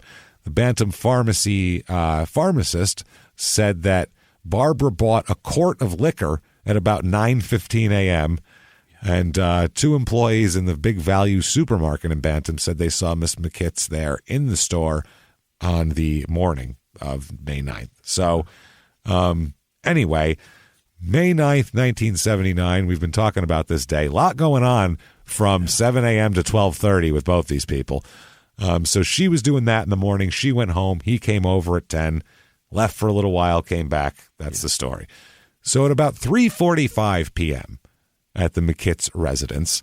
At this point, William is sitting by a pond with his lovely wife, Lillian, hanging out. Drunk as fuck, by all accounts. Hammered, but enjoying the day. Well, let's just sit by the pond. Smile. I just want to sit by the pond. Boy, those ducks are pretty. Crooked, moist smile. That's a raptor, run. Apparently there's raptors around there from the things to do. Oh, God, it's going to peck our eyes out. So it's a newspaper carrier. Apparently, The paper gets there at 3:45 p.m., which is late for a newspaper. This is one of these I'll do it after school paper boys. Like if I feel like this isn't I'll get up at the crack of dawn, and he's like I get to it after school. Hopefully they are not waiting to plan their day based upon what is going on in the world. Hopefully they don't like to have like morning coffee and read the paper like a lot of people did back then. So no, he throws pebbles at her window to let her know the papers arrived. What a full-service paper boy. Maybe that's why it comes late. He goes out at 7. He goes out at 5 in the morning, but he's got to notify everyone their paper's there and then wait for him to pick it up, and he waves. It's a long fucking day of paper delivery if you're doing that. It's not fucking Grubhub. You don't need to stand there and But does he already have the pebbles, or is he like gathering them out of the drive? You could just he grabs walk it up and ring the doorbell, right? Or knock on the door? Apparently the thing they do normally is he throws pebbles at the window. Wow. Apparently she'll be hanging out like in one particular room because it's a big house. So I guess she'll be all the way over there. She might not hear the door knock. I don't know how it works. Fascinating. But she doesn't respond to the pebbles being thrown against the window. Romeo and Juliet delivery of the Gazette. Barbara, I have the sports section for you. So he ends up looking in the window, which seems, like I said, well above the call of duty for a paperboy. Maybe she's taking a dump. You ever think of that? Women don't poop, James. I mean, what if she's taking a dump with the door open, which women never close doors of bathrooms either. They just love to. You see her in her most vulnerable. Women in the house are like guys are in public with peeing. Like we'll just piss on a tree with our friend right there. Like you'll do that all the time. I'm going to piss over here for. Women are just like in the house. They never close the fucking door to the bathroom. They're always peeing with it open. They treat inside like we're outside. Yes, it is real. A lot of women are open door peers, and it's just I don't care, but you're just like much. That's interesting. Okay, I feel like we'd get yelled at for that, but never mind. I hate the sound of peeing. You hate the sound of peeing? Hate it. Terrible you have to do it 5-6 times a day, isn't it? Jesus, you must really be living hell, Jimmy. I hate it. Like I shiver at the sound of it. Jimmy drinks no liquids ever. He's trying to dehydrate himself. I try to pee onto that little ridge, that little hump at the front of the toilet. I try to pee on that as to not make noises because I hate it. To not bury it into the water? Yeah. Like a torpedo? It's the worst noise. That's fucking great. And everybody's got their thing that's a bad noise to there them. It is. You know what I mean? So that's understandable. Makes me uncomfortable, the sound of peeing. Whether it's a man hitting the water or the women, because they don't hit the water. It's just that like weird rush of liquid that it makes me uncomfortable. With a couple of sprinkles every once in a while. Like I have an aunt that won't walk on snow. Is that right? Will not walk on snow. Refuses. Will not, because she can't stand the crunchy sound it makes. But how does she deal with eating chips? Because that's just inside your own head. Yeah, it's that snow crunch. But at least it only snows so often. You have to pee constantly. So every day. That's way worse. So constant battle to keep myself from shivering with discomfort. Oh God! You put head noise cancelers on. I hate it. Keep them on your toilet.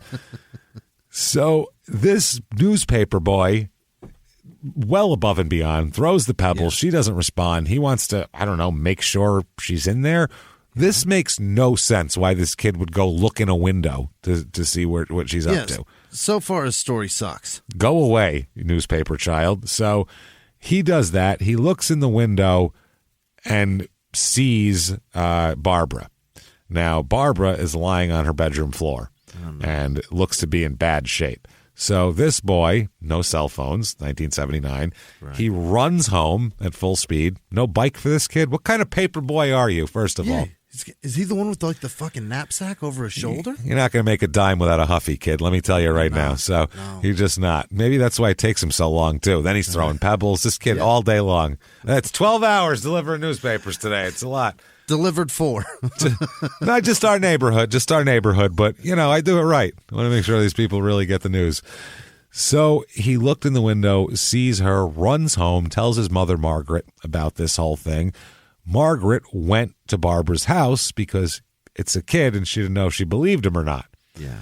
So she said, I'll take a look at this. Maybe you saw, we don't know. Maybe she could be on her period. We don't know. Okay, kid, we're not sure about this. Like, it's a kid looking in. You don't know he doesn't know what adults are doing. We have no idea. So she ends up looking in and seeing her, and she decides, oh yeah, let's call an ambulance. So the mother calls an ambulance, and the ambulance calls the state police, and everybody walks in and tries to get into her house, to get into this bedroom where they can see her through the window, clearly in bad shape. They can't get to her because in the doorway, she's got a dog named Rocky that will not let them in the doorway of the bedroom. You little bastard.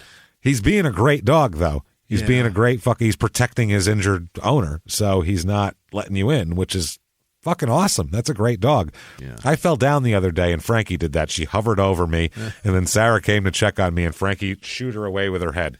She pushed her, like, no, you can't come near him. I'm protecting him now. Let him be. So he'll be okay. Hold on. He needs a minute. So eventually they coax the dog away, and a state trooper ends up getting the dog to come with him, gets a treat or something, and gets the dog to abandon its post, and so they could get in. So they don't know how much time has passed. These could have been crucial moments if someone's injured. You don't know. So first thing the police notice when they're in there, before even the dog, is the heavy smell of gas in the house. Really? It smells like gas. He says right away, nobody light a fucking cigarette, nobody light a match. It smells like gas in here. Goes over, both knobs of the gas are on full blast on the stove. Oh, like natural gas. Yeah, like gas from the stove. Yeah. Like someone turned the burner gas on without lighting it, just crank the gas up. So the police officer turns the two knobs to off so they don't blow up, obviously. I get evidence, but, there's also... also safety. Yeah. When the house explodes, that'll probably ruin some of the evidence too. Takes all of it. So at that point, he said the only item, this officer that turned off the knobs, the only item taken by state police during a ground search of the home and property and during a highway search was a baby Ben clock. So like a little replica of baby Ben, or Big Ben, I guess. So what they end up finding with Barbara, she's been severely beaten with a blunt object. Their most likely culprit there is going to be a blood-stained brick found nearby. Okay. It's like a rock. It's not exactly a brick. Yeah, it's a white rock, 2.5 inches in diameter, they've said, with blood on it and, human particle on it. So that was found on the bedroom floor there, and so that's how that goes. Anyway, she's beaten with a blunt object, possibly the brick. There are 5 chop wounds on her skull. Chop wounds, like consistent with an axe or a hatchet. Okay. Like someone tried to crack it open like a fucking walnut. God damn it. And just big chop wounds in there. Multiple stab wounds and slash wounds are found on her head, neck, and legs. Head, neck, down the legs. There are also penetration wounds to her genitalia as well. Same thing. These were made before death, though. Oh, really? So that's something. She's lying on her left side on the floor of the bedroom near the bed. Her jeans are pulled down around her ankles in a similar fashion. Yeah. Panties, though, are around her knees. Underwear around the knees this time. Okay. They didn't come all the way off with the jeans.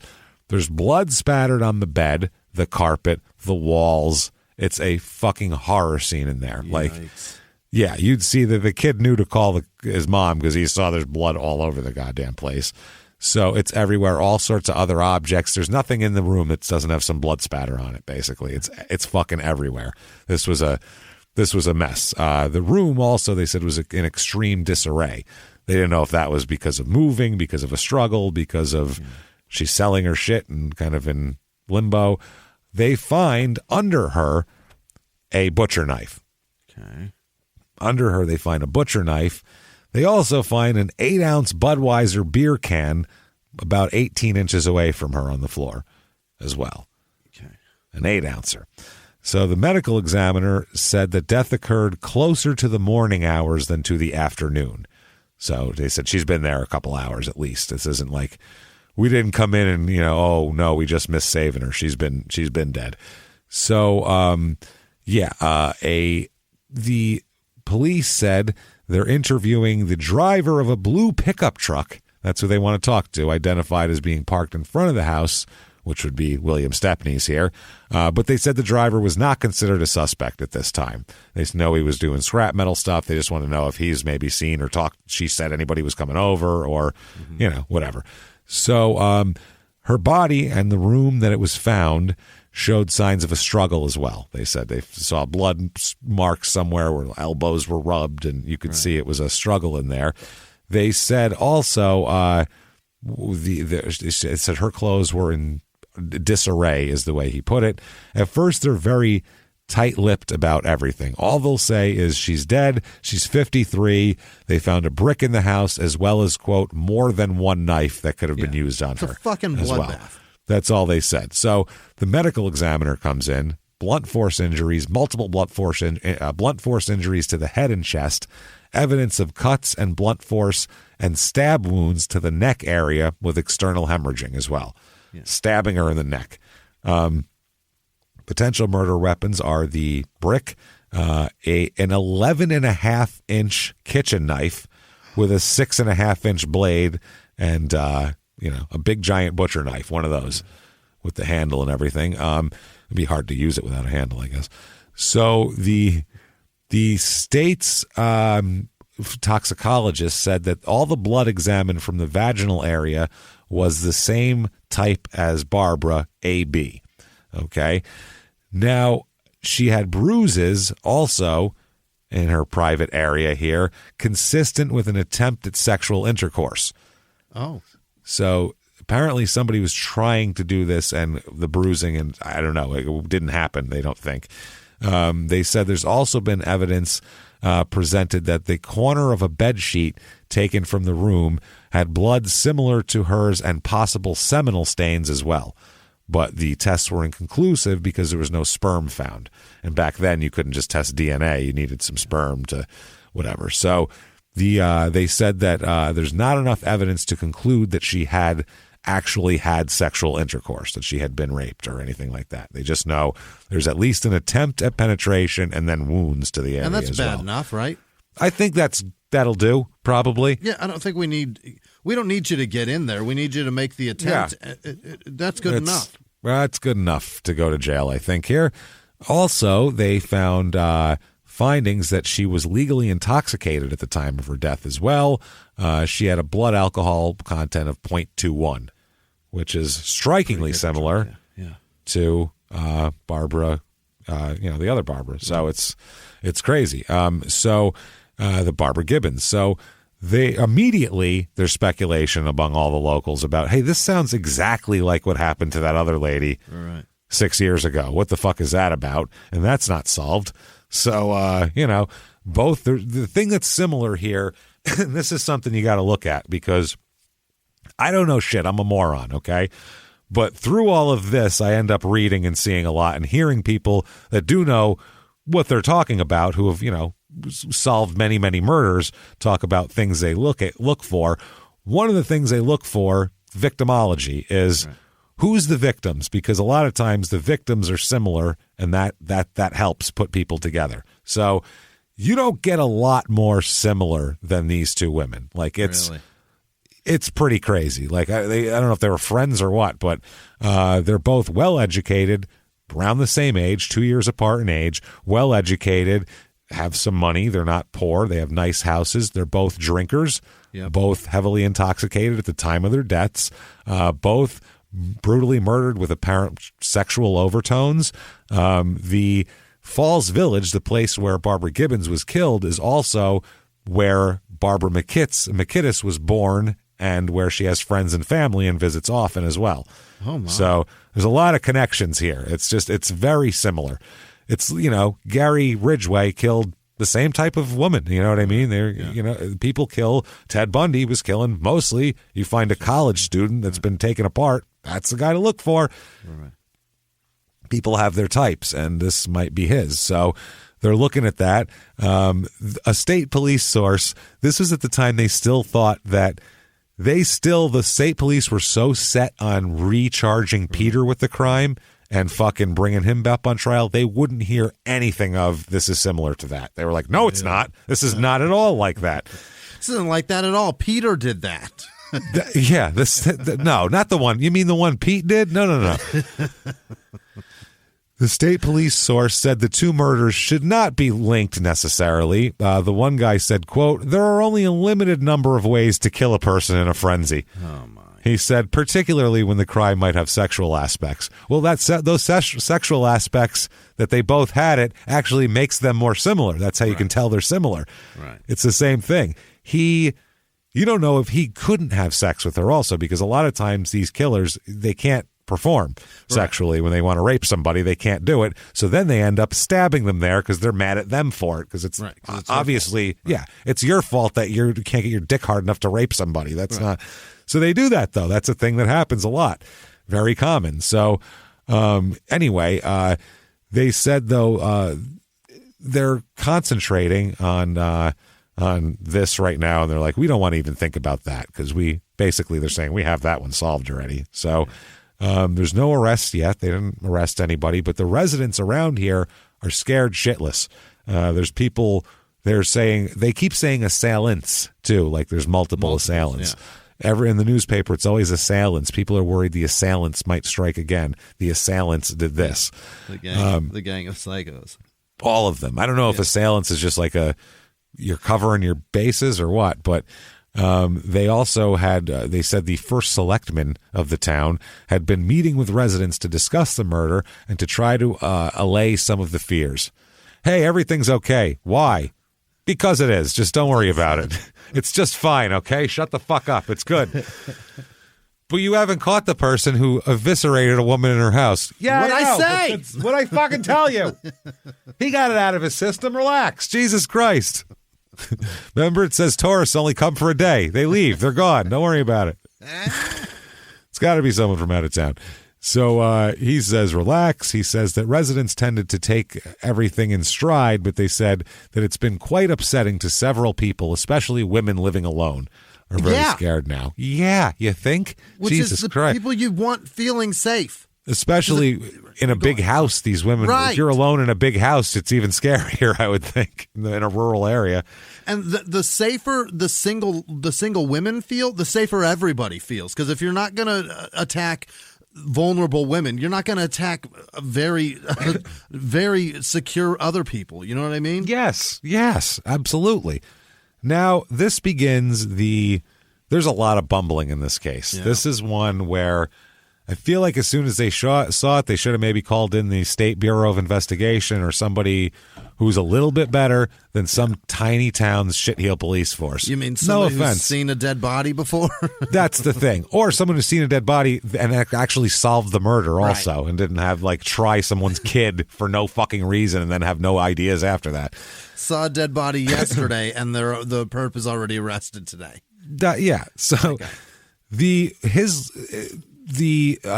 procedures here, State Trooper John Witt, who is a member of the Major Crime Unit, who was the evidence control officer for the case, concedes under questioning later that he was at Barbara's autopsy most of the day, May 10th, and that items seized by state police while he was gone were recorded in the logbook later.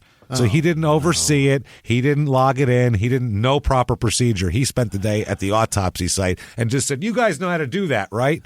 You guys got it? I'm going on lunch. Yeah. There's a reason why one guy's in charge of the evidence, because he can then tell you the exact chain of fucking custody, and that's how it works. So that's one of the things that got OJ off was shit like that.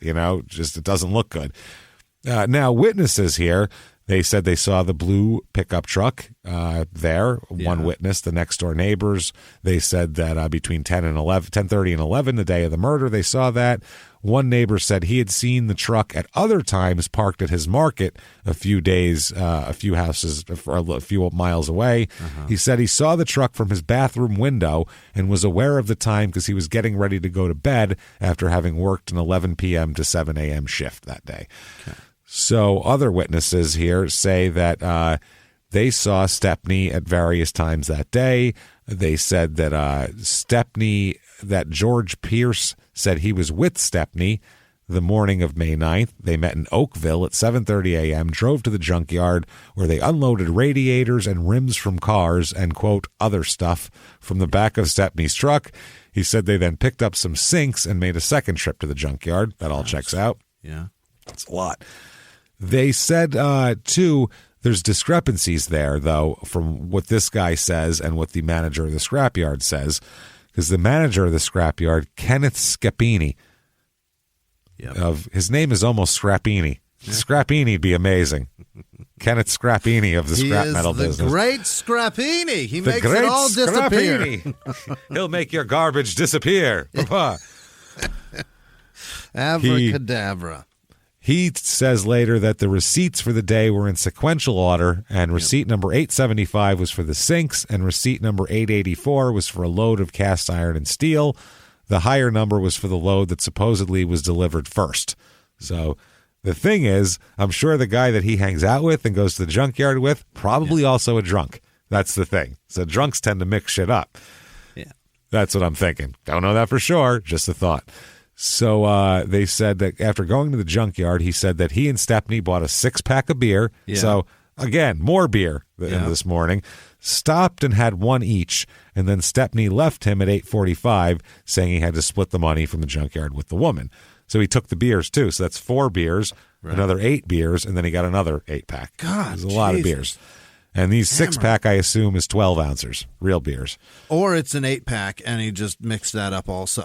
That's the other thing. We have no goddamn idea. So he said that this Pierce guy said that he gave police gave him a statement shortly after this, where he said he met Stepney at 8 o'clock, not 7:30 as he thought before. He said it might have been 8. I don't know when the fuck it was. He said either way, they parted before 9 because he was walking home and was going to get a bottle from a liquor store that opened at 9, but it wasn't open yet. Here's a sign that you have a drinking problem. Yep. If you are waiting outside the liquor store for it to open so you can get booze, you're a drunk, motherfucker. At 9 a.m.? You got a problem. Nope. Yep. If you're waiting outside dancing, going like, I was waiting for you to get here while the guy's fucking with your key, and then you go right to that bottle you want, you got a problem. You know what you're really early for is the meeting. Find that. Yeah. So a John Penelatus, who's a road foreman for the town of Morris, who also lives on the same road as Stepney, he said he was cutting trees on the street here when he saw Stepney go by in his truck 3 times. The first time he was heading toward his home, which is on a dead-end street, so he's not like going through the neighborhood. Between 9:30 and 10, stopped to talk with this guy for 5 or 10 minutes. Super sociable. He's got beers, so why not? They probably cracked a cold one together. It's a nice day. Want one of these? Trimming trees, buddy? Come on now. Then went down the road toward his house. He said Stepney went out again a half hour or 45 minutes later and came back at 11:45 or noon, same as the wife said. So we have corroboration on the wife, Stepney's wife. She's telling the truth about everything that she's seen. He said that Stepney would frequently stop and talk and that he noticed nothing unusual about him that day. Seemed to be his normal self. So for a guy who has to struggle so much to talk, he certainly loves to talk to people. He's the chatterbox. He's a social butterfly. So Mrs. Stepney here, Lillian, who's been married to him for 44 years, she said that she first met Barbara May 3rd through their daughter, who lived across the street from Barbara. So that's how their daughter called them up and said, hey, there's a big sale going on across the street over here in case you want to check it out. And then William and his wife came down and they all looked together. So Mrs. Stepney said they met because Barbara was selling her house and household items, and that Stepney's daughter was interested in possibly buying some items to furnish an apartment upstairs in her house. She had like a spare whatever. So Mrs. Stepney said that she, her husband, and daughter were all shown through the three-floor house by Barbara as well. She gave them a house tour because one's a neighbor. So she said, oh, you want to look around if you know anybody who wants to buy it. But she's trying to sell the fucking thing. So go ahead, knock yourselves out. Just don't leave any logs in the toilet, please. I'm trying to sell the damn thing. So Mrs. Stepney said that Saturday, May 5th, they went back to the home and bought a tailgate. They bought a tailgate. Has so many car parts. Just so many cars. Yeah, it's just like somewhere where you take. They just strip down stolen cars here? Is this like a chop shop they got going on? Who replaces the tailgate and hangs on to the old one? Who just has tailgates laying around their house? This isn't Sanford & Son. What's going on here? Unless you're running a junkyard. Why do you have tailgates? They also made arrangements to pick up some tools at another time. Yeah. If the tailgate was taking up the whole back or what? Popping onto the truck. So on May 7th, she says they went back to the house and with their daughter-in-law as well. So now they had their son's wife and everybody there. And they were buying a gas stove and a washing machine, the daughter-in-law. Okay. So that was going on there. So they're cleaning her out. In a good way. So Mrs. Stepney said on the night of May 7th, Barbara and her husband also agreed that Barbara and her husband, Stepney's husband, not Barbara's ex-husband. So they said Barbara and William were going to clean out the garage, sell the junk, and split the money. So that was the deal. That's what he's doing. So he picked up a truckload of junk from her house the following day. And but on the 9th, she said he left about 10:15, was going to see her to pay her for the junk to go get another load. He said, she said that he asked her to go with him. That's the other thing. That's the thing that's interesting. She said, come with me over there, hang out with me today. So she wasn't like she wanted to come. And he's like, no, stay home. So he said that she said no, she didn't want to because it was a hot day and he's going to be working in the garage and she doesn't want to stand out in the heat, which makes sense. Yeah. So she said when he returned, He came home with an empty truck at 11:45. He's wearing a gray work pants from that morning that he left, same ones he left with that morning, and she noticed nothing unusual about him when he returned home. Now, another person who's investigating here, they found a report that a woman said she saw Barbara between 10:45 and 11:30 a.m.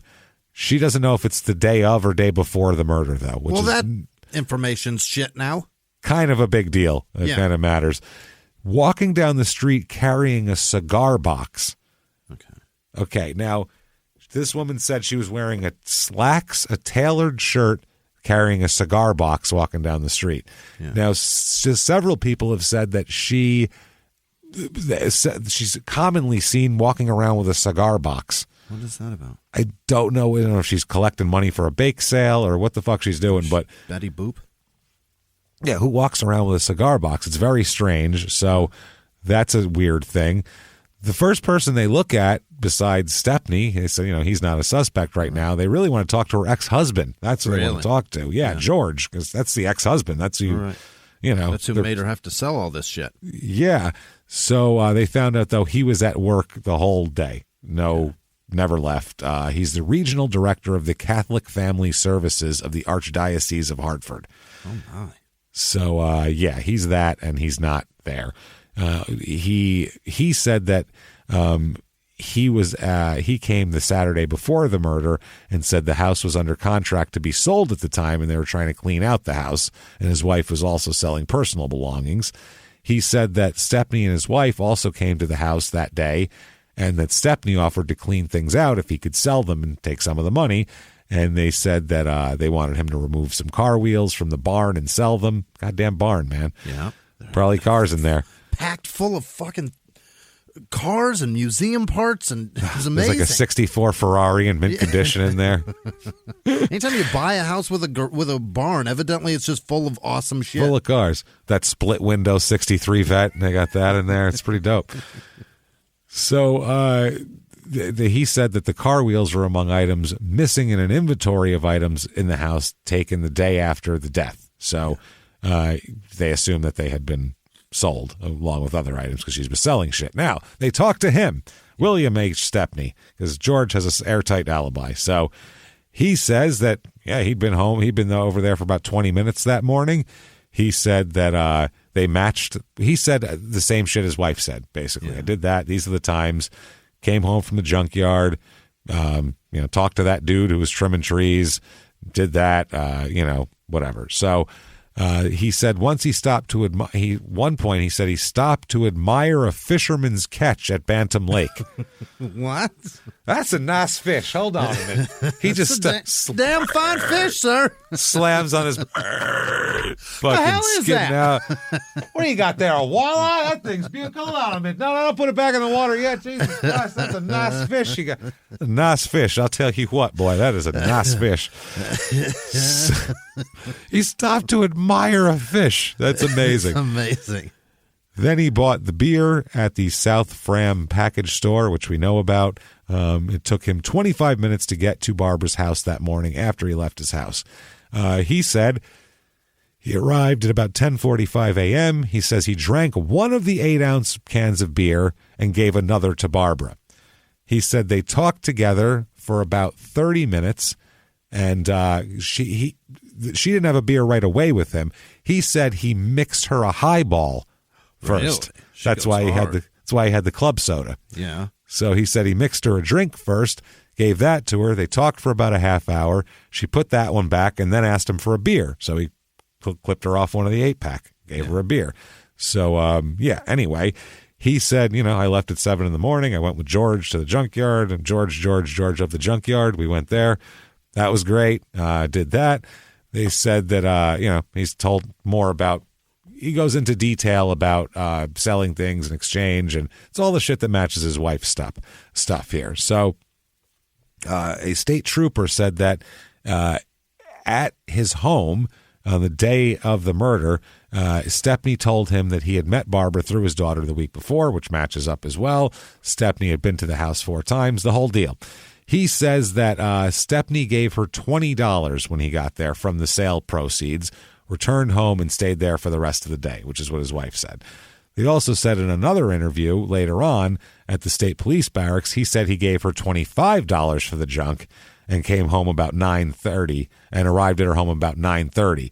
So first he said, I got there between 9:30 and 10 and stayed for 5 or 10 minutes and gave her $20. Then in a later interview, he says he got there at 9:30, stayed for 20 minutes and gave her $25. Okay. So they're like, those are huge discrepancies. They are. One's one bill, one's several bills. Well, one's 20 and 25 and 20 though, or some shit that I don't know if I gave her 25 or 20. I don't fucking remember. That's a big difference. Yeah. Whether you gave her a single 20, you know what I mean? Well, to say I was there for 10 minutes or 20 minutes, right. I got there either between 9:30 or between 9:30 and 10. Like those are all very close. You got to get those to right down to the second though when it comes to a fucking police interview. The problem is, in reality, though, people don't remember that stuff. That's a good point. That's why things in murder investigations don't always line up perfectly because people aren't perfect. They're just not. They'll forget. They don't know. Plus, he's an old drunk. Yeah. Yeah, he's an old drunk. Point. Yeah. He's drunk all the time. I don't know, $20, $25. I don't remember what the fuck I gave her. Did I spend that $5 on beer or did I give it to her? You don't know. So they said that he said he returned home about 9 a.m., stayed for 10, 15 minutes, then went to the post office, which was another curveball thrown in there we didn't know about. Mm-hmm. Said he arrived at 9:30, stayed for about 20 minutes, like we said. So he was seen during that time. He said that he, in his interview with the police, this is the official sit-down interview, he said he mixed her a drink with club soda, got a beer for himself from his truck. He also gave her $25 from the junkyard. The receipt says it was $43. So he's saying I gave her 25 and I kept 18 is what happened. That's what he ends up remembering. So he says he went directly home after that. Now, the police officer here that's interviewing him asks him where he left his beer can. And he says, I don't know. I can't remember where I left the one that you drank in there. Did you throw it out? Did you put it on the counter? What'd you do with it? He says, beats the shit out of me. I don't remember. I think he's already had a few today. So they told him that a beer can was found next to the body. Right. We found a beer can there. And he said, well, after she finished her drink, she wanted a beer, so he went out and got her one from the truck. So then the cop asked him, this is interesting, why would a liquor drinker want a beer? Yeah. Which, because she likes to drink. I don't think she cares, who knows what the fuck. So anyway, if she's got that much in her already, I don't think she really gives a shit what she's drinking. So why would a liquor drinker want a beer? But he got pissed off and at that point said he wanted a lawyer and stormed out of the interview room. He's not nitpicking too much shit. Yeah, the one cop that was there who was watching the interview said that his reaction to the beer can, quote, became pretty angry. I can't say violent, but my initial reaction was that he was going to hit Trooper Kavanaugh. Really? Now, they said he was not a suspect at all until that point.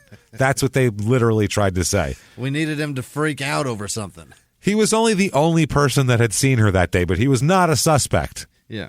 Not a suspect at all until he got pissed about the beer can. That's the only reason they say that is an excuse, because these fucking morons, and I'm going to call them fucking morons because there's a woman horribly murdered. These fucking dipshits tried to trick him, I think, by not reading him his rights. So he wouldn't think he's a suspect, so he'd be more relaxed. You have to tell someone, here are your rights, and then so a lot of people go, hey, am I a suspect? Right. You go, well, we don't know yet, is what you say, and stuff like that. So we just have to find out. If we say those words, he's going to know damn sure. Exactly. Then he's going to start thinking of an excuse now. We want to surprise him with questions. Yeah. So anyway, they said that he wasn't a suspect till after the beer can incident, and then he walked out, so no need to Mirandize him. They asked the guy pointed questions about a murder investigation without fucking reading him his rights. Brave. In 1979. It's just stupid. It's just terrible police work. It's fucking awful police work. Terrible. No other way to put it, but bad fucking police work. They said that he was cooperative, giving his finger and palm prints. No problem there. The only time he got pissed was the beer can incident. He got real mad at that. When you start bringing evidence from the crime scene into just a chat, sure, somebody's going to get mad at you. I thought this was a casual. You were going to ask me how the fishing was in Bantam Lake. I was going to say I saw a guy with a beautiful walleye the other day. That's to report the catch. So the blood, they have Dr. Henry Lee here, by the way, who is the most famous blood guy there is. Yeah, he does all the big cases. He said that Barbara had been in the blood group AB. They said the victim's blood here is ABRH negative, so AB negative. Stepney's blood was B positive. Okay. Blood stains, which tested as AB negative, were discovered on the inside of a pair of green work pants seized from Stepney. All right? Inside. Not the ones he was wearing that day, though, because he was wearing gray ones that day. On the sole of his canvas shoe, also a drop of blood. And then on the steering wheel of his truck, they found some little bit of smeared AB negative blood. Yeah. So I thought, I'm like, well, how common is AB negative blood? So I looked it up, and here's the commonness of blood types here. O positive, the most common, 38% of people have that. This is in the United States. A positive is 34% of people. O negative, 7%. B positive, 9%. A negative, 6%. B negative, 2%. AB positive, 3%. AB negative, 1%. Wow. So her blood type is 1% of the population has her blood type. That's staggering. That's tough. Whereas his blood type is B positive is 9%. So that's pretty common. Anyway, is that common? That's not very common at all. Well, I mean, 1 in 10 is not unusual. That's reasonably common. No. 1 in 10. Well, if there was only 3 blood types and one of them at 10%, that's a little bit, but they're all, except for the O positive, A positive, all the rest of them are pretty spread out. Yeah. All right. And 9% is the third highest one there is. Good point. Yeah. So yeah, I just mean like that. So a plurality. So we'll call it that. So in his opinion, Henry Lee, blood stains on the pants were contact stains. That is, a leg with blood on it came in contact with the pants. So he said there was blood on his leg and it came in contact with the pants. He also said a smear of AB blood was found on a steering wheel from the blue pickup truck, which they saw at the house, obviously. Other items of clothing have been identified as being taken from the house, such as a pair of black socks, a tank top, and a towel that had no blood on them. Lee also said a number of items identified as coming from Barbara's house had AB blood on them. Among those items were a kitchen knife, a knife blade, and a concrete brick. Murder weapons. Yep. Also, a hot water faucet from the kitchen sink had AB blood on it as well. Oh. You'd want to wash yourself off after you've just cut someone's throat. So from the items presented here, he identified no other types of blood. So it was only her blood on shit. He also said fingernail scrapings from Stepney showed blood, but they was too little to make even an idea of a type. They couldn't get a type on it. So the fingerprint specialist testified that none of the fingerprints taken during the investigation belonged to Stepney. None of them. Good. Which is super weird that he's in the house for a half hour hanging out by anybody's account and he made no anything. Fingerprints. Yeah, none. It also says that beer can probably wasn't the one he was drinking. If it was by her head and it had no, you get fingerprints on a can when you're pretty holding easy, yeah. Especially an 8-ouncer, you can't hold it with your palm. You hold it with your fingers. Yeah, hold it with your fingers, and you get fingerprints on it because it's too small. So they said they found 64 fingerprints were found on objects in the home. Of those, 12 belonged to Barbara. 34 were not clear enough to be identified, so that's possible, and 18 were identified but not Stepney's. They were other people, friends, kids, ex, all that shit. Hairs from Barbara's dog, Rocky, were also taken by state police to compare with hairs taken from clothing of William H. Stepney, which also, if he's in the house, he's going to pick up her dog hair on the clothing. So I don't know how helpful that is, but the hairs were taken from Rocky on October 7th, and they said that they were trying to figure that out. He's not arrested till July 6th, 1979. Okay. They arrest him. He's arrested there, and anyway, he's known as the driver of the blue pickup truck and all that kind of shit. He's arraigned. This is crazy. He's arraigned, and the Stepney was remanded to the custody of the correctional center on a $100,000 bond. Keep that in mind. That's how it starts at first. They said he appeared ill in court, shaking his head and breathing heavily. He had to sit down during the reading of something because he just couldn't do it that much because he's got a heart condition. But he can fucking stack scrap metal and take it he can throw rims around? I don't understand that. That seems like hard work. I don't want to do that work. And this guy's an old man with a tracheotomy. Yeah. So the grand jury, they get a grand jury going to try to indict him here. And they said that they end up, there's some legal shit. He ends up being indicted. He immediately entered a plea of innocent and asked for a jury trial. The grand jury voted 16-2 to indict him. So 2 people didn't even want to indict him. It was 7 witnesses, 4 hours of testimony. So the bond comes up. After the indictment, state's attorney asked that his bond be raised. He's held on a $100,000 bond. Yeah. But instead, this is fucking crazy, the judge said, actually, I'm reducing it to $500. $500. Everybody's got that, right? At least 10% of it. You can dig it up somewhere. Sell some scrap metal. I don't know. Fuck. He argued that Stepney had showed himself to be trustworthy by his presence in court. He showed up so far, and his history indicated no inclination to flee.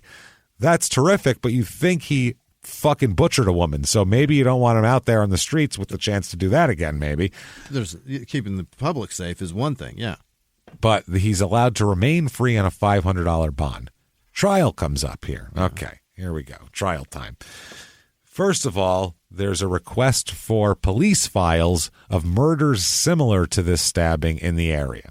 This was rejected by the court as too broad of a request. Okay, to get these murders of the 2 Barbaras are excessively similar, disturbingly similar. So not just the occurrence, but the fucking people. It's all. That's exactly.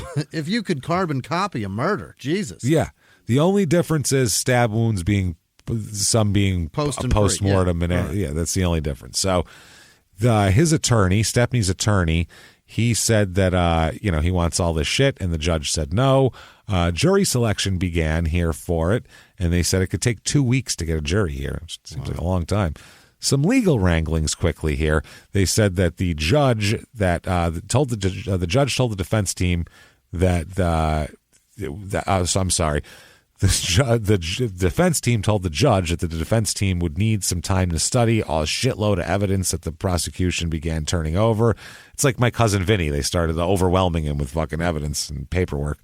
The evidence includes 40 separate statements by persons questioned by state police, personal items seized from Stepney during the investigation, photos, medical shit. The judge said that he would give them time to examine the evidence and all that shit. So the defense told the court that they filed a petition with the U.S. Supreme Court indicating he intends to file an appeal on his attorney's or his client's behalf, challenging a state Supreme Court ruling upholding the legality of instructions that were given to the grand jury that indicted his client. So they're fighting the indictment. That's how fucking hard. This is a public defender that's fighting an indictment. He's going real hard. That's hard, man. That's wild. That's a good employee right there. Wow, that is a really good public defender right there. He's like, fuck trial. I know. Fuck that. We're challenging the grand jury process. The grand jury's the one on trial, not my client. So that's tax dollars well spent. No shit, man. Jesus. Testimony comes in this trial here. The defense offered into evidence finger and palm prints taken from Stepney, trying to show what extreme lengths they went, because he's the only person they fingerprinted, by the way, in this entire thing. Yeah. So several forms of clothing, and they fingerprinted him before he was a suspect. So that's pretty funny. Several items of clothing, they said, were among more than 50 pieces of evidence presented to the jury. They only a couple of cops testified on the first day. The clothing included 2 pairs of work pants, black socks, a soiled white towel. Ew, soiled with what? What's on it? Yeesh, it's not blood. I know that. Stay out of my hotel room. I'm grossed right out when I hear about a soiled white towel. That could be anything. Oh, no. And a white plastic bag that contained handkerchiefs, socks, an undershirt, and a bandana, which is similar to a handkerchief, right? Same thing, yeah. So I thought they're kind of similar. Yeah, it's just how you use it. I think that's more of how you use it as the way it becomes. Also, among the items from Barbara's house were oak flooring with a red substance on it from the threshold of the doorway into the bedroom where the body was found, and a newspaper, also with a red substance on it, that was found under her. Also presented were 3 8-ounce Budweiser beer cans found about the house. Photographs entered as evidence. They showed a similar can lying next to her head, obviously, and so they said that he had bought the thing, and they connected all of that. Right. These are the cans. He went and bought them, so that's how they're building their case here.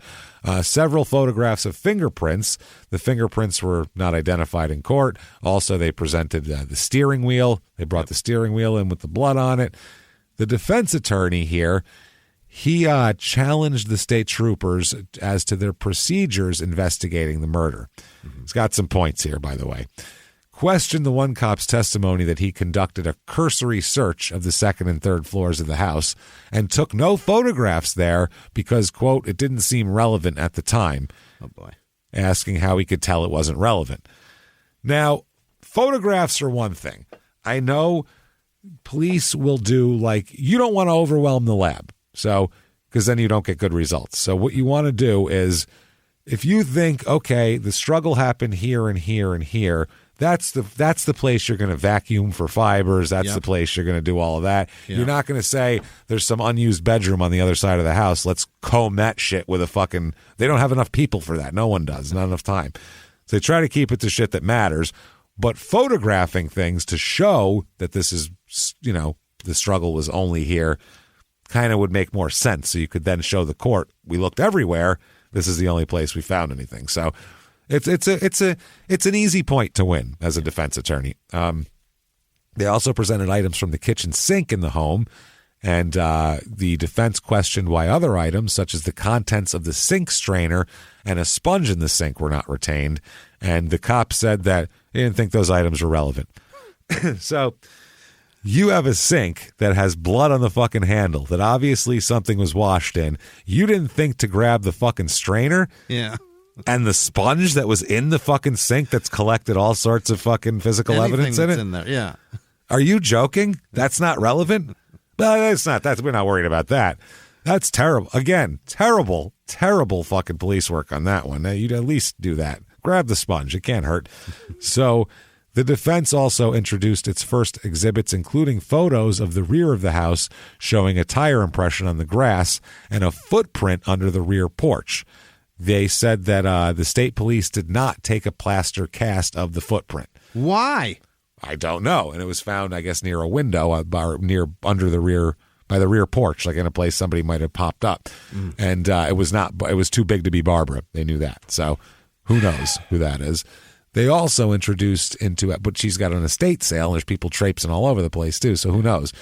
The defense also introduced into evidence note paper with writing on it that contained phone numbers and, among other things, a list of household items that appeared to have bloodstains on it, bloodstains in a corner, and an address book of Barbara found on the kitchen table. The cop said he didn't believe it was determined whose handwriting was on the note paper or that the phone numbers and the names in the address book were checked. Okay. So it's by her, it's in her house. Ask around. Is this your mom's fucking handwriting? You get a Christmas card every year. Is this what it looks like? Yeah. Yeah. That what it looks like? Okay. That's terrific. Check that out. Then if there's a goddamn address book on her own kitchen table, she's the only fucking person that lives there. Maybe start asking people, hey, you see anything? Here's a bunch of people we didn't know about that know her. Who knows? It can't hurt. It can't hurt to do that. That's what I'm getting at. That's what it is. It's not. Who cares if it's nothing? It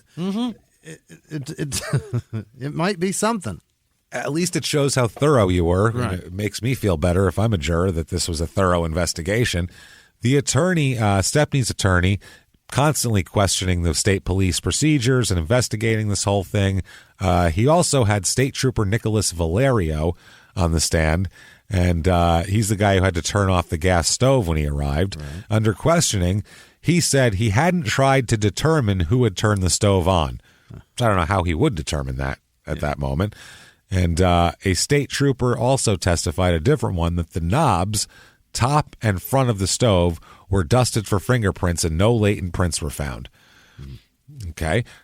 Pointing to the investigation, which the defense attorney said was a complete failure, they did not measure a footprint found outside the house, didn't do a cast, failed to analyze a cigarette butt found in the kitchen, which is an interesting thing because neither of them smoked, so Stepney or Barbara. Yeah. So why is there a cigarette butt in there? The defense attorney asked the jury, quote, "Are you satisfied with the quality of the investigation used to point the finger of accusation at Bill Stepney?" Which is a fair question, I would say. So the state trooper, under cross-examination from the defense, this is James White, he said a blood-stained piece of notepaper with names and phone numbers hadn't been checked, like I said. Also, her daughter, Barbara's daughter, Alicia, identified the handwriting on the notepaper as that of her mother and also identified some of the names on the paper. So she said, yeah, that's my mom's shit. Maybe you should have checked it out, probably, or asked her. She also said the names in the address book had been discussed by the family with state police. So they were trying to say, hey, maybe you want to look at these people that she knows, possibly? And they're like, nah, not relevant, because they didn't ask. They didn't do it. We got a guy. We're all right. Yeah. The family went to them, here's some people you should check out. And they went, we're good. Like a drunk would. Yeah. That's exactly what I waved it like a drunk. You want to ride home? I got it. I'll crash into a pole on my own. I got this. So they bring in Dr. Henry Lee again. He's the state's chief forensic technician at this point. So this is what he was doing in 1979. He said, that disease could change a person's blood type, affecting blood type tests such as those conducted on clothing taken from the home. The doctor here, he says that, for example, when a cancer of the white blood cells, when there's a cancer of the white blood cells, could change a person's blood type. Is that right? Okay. That's what he says. I knows more than me about blood, but it's 1979 too, so who knows if that's bullshit now. He also identified blood found on a shoe and a pair of work pants taken there. Lee said that the results of the blood type test could be affected by contamination of dirt and other matter as well. Yeah. I get that, but this is kind of like the OJ thing. This is one point of the OJ thing where they're like, okay, contamination of a blood sample doesn't make it someone else's blood. That's what they said. Yeah. It's not like, oh, this is someone else's blood, but I got dirt in it, and now it's OJ's blood all of a sudden. It changed the molecular structure of the fucking blood. It might render it useless to the investigation, but exactly. It doesn't make it someone else's. Yeah, that's probably not right. Yeah. So anyway, they said the results could be affected by that. Under further questioning, though, Lee said that control tests done on other parts of the same shoe were negative for the presence of blood. The defense lawyer also prominently displays a pair of black socks, tank top, towel, and several white T-shirts taken from the home, in which Lee said there was no blood stained. A dirty white handkerchief with stains that Lee identified as blood and mucus was also displayed. Lee said the blood was human, but there wasn't enough to determine the type. Blood and mucus on a rag for someone who had cancer of his throat, who would probably cough and have bloody coughs and mucus. There's probably all kinds of shit coming out of that thing all day. Yeah, photographic slides of a piece of skin from Barbara's back that bore an ink mark from a ballpoint pen were also studied in cross-examination. That's really weird. Why does she have a pen mark on her back? Maybe she scratched her back, and I don't know. I've seen people do that. Their back, they just like scratch it real quick. Maybe she did that back there. Maybe, who knows? They said that he said that he found the ink in the pen and the ink mark similar after a chromatography test, but said he could not confirm that the pen nearby was the one that made the mark because it's a Bic. Now, the state rests after more than 3 weeks and 42 witnesses. Oh my God. This is an overwhelming thing. And I don't know who has any information. That's the thing. Other than how many people can you get to say, I saw him at the fucking grocery store at 9:30 when he says, I was at the grocery store at 9:30. Okay, we all agree to that. Move the fuck on. Like, one person is enough to say that. So instead, they talk to everybody. They finish all of this shit. As the state rested, the court denied a request by the defense attorney to that just said, can we have an acquittal right now? Can we do like a court, like throw this the fuck out on the grounds that the state failed to establish that Stepney was at the scene of the slaying at the time of the slaying. The jury was excused from the courtroom while this was going on. And the defense attorney argued that no one had actually identified Stepney as being at the scene. Rather, the state's witnesses have him all over the place. They have him coming, going, being here, being over there. Nobody said... drinking here, inspecting fish there. Yeah. Checking out your fucking walleye. They never... Yeah, it's not a matter of... they don't know that he knew when... It's hard to say this. They don't know exactly when she died, so they can't say exactly whether he was there or not. It's difficult. All they know is closer to the morning than the afternoon. Right. Which would line up to when he's there, but... I mean, it's one of these things where seems an awful lot like he fucking did it. You know what I'm saying? Like, he did it. Let's be honest here. But bad. He definitely did it. But what a terrible investigation. Talk about taking a fucking slam dunk and turning it into a 3-point shot from half court. You know what I mean? Like, What are you doing, man? They fucked this up bad. So, meanwhile, the defense fund set up to help pay his legal fees had about $750 in it at the time, because he's got this lawyer. He had a public defender, and then he got this lawyer too that the family got to pay for after a minute. So his wife said that, or his daughter said, I'm sorry, that the fund was started after many concerned people, friends, acquaintances, and even strangers asked how they could help Stepney out. They said that the defense costs have put a financial strain on the entire family. She said Stepney's home had to be mortgaged, and it's to be sold now so they can pay for the legal fees. It costs a fortune to defend yourself on murder charges. It's not easy. It's expensive. So his wife and doctor said, they talked about whether he'd be able to do it or not, but then all of his physical ailments get overridden by the fact that he was slinging scrap metal, like I said. So that's a tough one here. They're challenging the validity of the blood findings. They challenge everything here.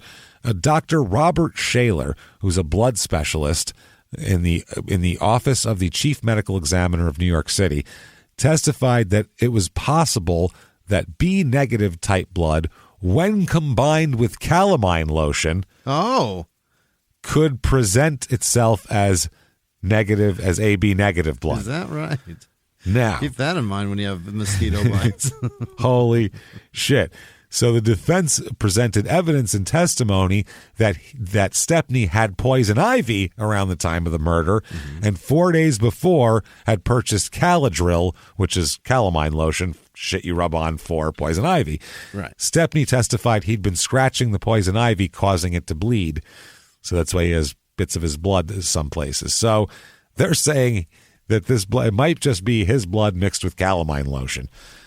Now, Henry Lee said that AB negative blood was found there, and the state attempted to discredit the claim of poison ivy when it called as a rebuttal witness a pharmacist at the Crutch and McDonald Pharmacy in Litchfield who gave Stepney a receipt for Caladril he bought on May 5th, 1979. She said she recommended the medicine because he complained of bug bites and said that she couldn't recall complaints of poison ivy. Either way, the calamine lotion's on his skin, so it doesn't matter what he has. He's wearing it one way or another. Yeah, so the prosecution's witness, they brought another one up here. They testified that Lillian said she told one of the police officers she fought with her husband the night before and the morning of the murder over his splitting the proceeds of the sale of junk with her. Anyway, 5-week-long trial. Wow. That's long. 6-man, 6-woman jury. They deliberate for 3.5 hours on a Friday, do not reach a verdict on a Friday. So, about 8 p.m., the jury asked to hear testimony about statements Stepney made to state police the afternoon and evening of May 9th. So the judge met with attorneys and told the jury it would take about 3 hours to read the direct testimony and cross-examination. At about 8:30 p.m., the foreman told the court the jury believed the testimony important enough to have it read, but wanted it to be dismissed for the night, and they'll resume on Monday. They resume that. They do all of that. They start also. They asked for sent out a message asking for a slide projector and slides of shoes taken from Stepney's home and a steering wheel from the truck. So they want to do all this. They end up having 7 hours and 15 minutes of deliberation in all. Okay. So 4 hours on Monday. Yeah, and he is found guilty. Yeah. Of murder here. So he is found guilty. They let him and his family down in some room, and the state assistant attorney said it's not appropriate to comment at this point. It's such a tragic situation all the way around. One of Barbara's daughters, also Barbara, she said, quote, "I'm grateful he's been caught. It wasn't easy." So that's pretty much all they could get out of that. Now, the bond, which had been $500 during the trial, was raised to $50,000 by the judge after, because he's found guilty now. Right. So they're like, let's before. Yeah, right. Yeah. So the prosecutor said, "Can we raise it to 75?" The judge said, "Let's do 50." So we'll compromise. So the change in bond was unnecessary, the defense said, because the chances of him fleeing are nothing. He's not going to flee. He's got medical problems. He needs, whatever. He's got a hole in his throat. Yeah, exactly. So, but now that it's over, the prosecution says the situation's different now that the jury's convicted. Now he's a murderer. Before he was just accused. So the first bond was set at $75,000. An hour later, the defense told the court it appeared that Stepney's family could raise about $4,500. So he asked that the bond be reduced to 50. That's how it got to 50, with a 10% and not an all cash. Wow. So then the judge said, "Sure, fine." Stepney was let out of the fucking court that night. Wow. So he's convicted of murder and sleeps in his own bed that night, which is insanity. They ask him outside, "Hey, did you do it?" And he said, quote, "All I can say is I didn't do it. I swear to God." That's it. And he said the same thing during sentencing as well. All right. So, same thing during sentencing. and they tell him, you, sir, may fuck off. Yeah. 22 years to life in prison. That's heavy. That's heavy. 22 years to life. It could have been the maximum was 25 to life, so he got 22 to life. So a little bit of I assume age and health had something to do with that. I can't imagine looking a man in his trach hole is easy to tell him you're going to die in prison. I looked him right in his trach hole and I said, we're going to execute you. So really, I mean, 5 years is pretty much executing that guy, right? I would think. How long is he going to live in there with that shit? No shit. So they said that the defense asked that the bond remain in place so that he could remain free while they appealed. Jesus.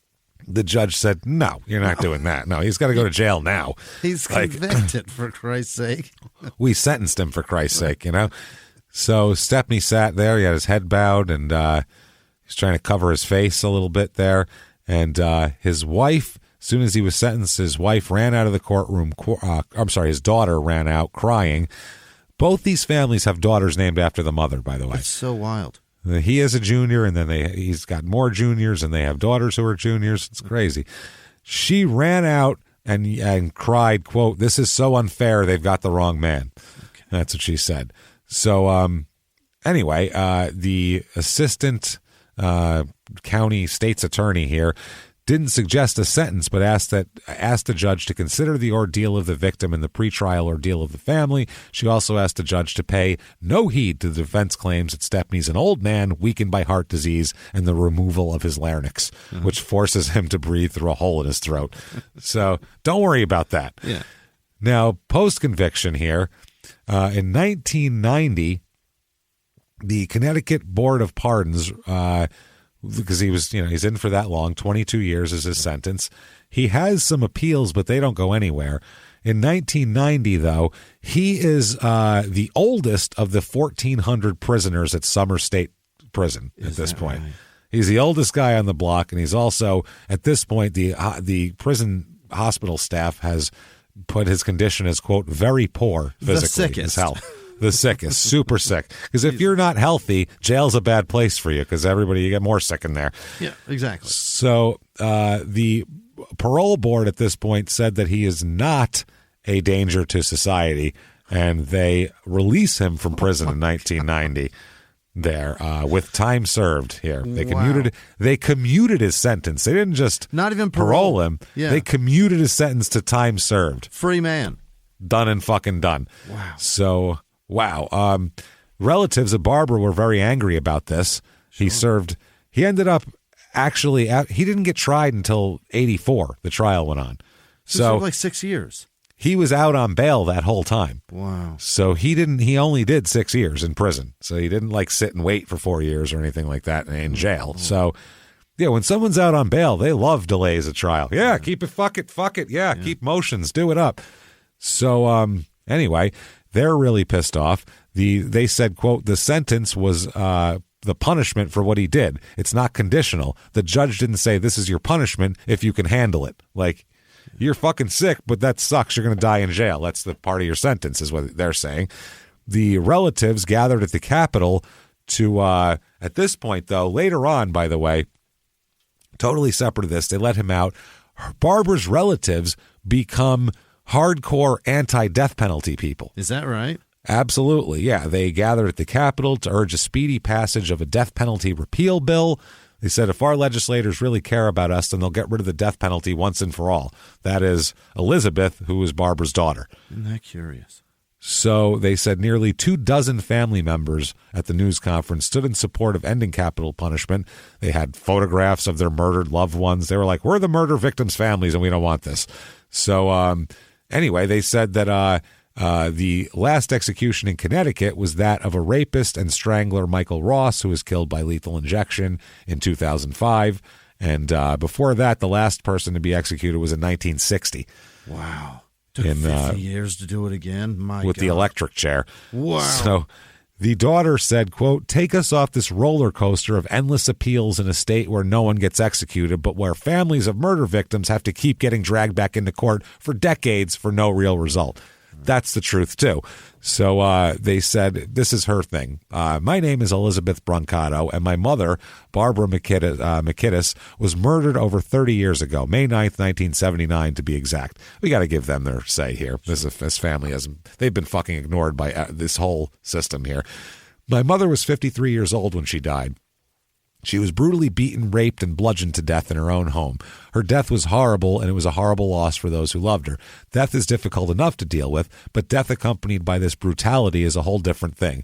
This kind of death leaves behind living victims. Today, I'd like to talk to you briefly about how the criminal justice system in general and the death penalty specifically further victimize the families of murdered victims.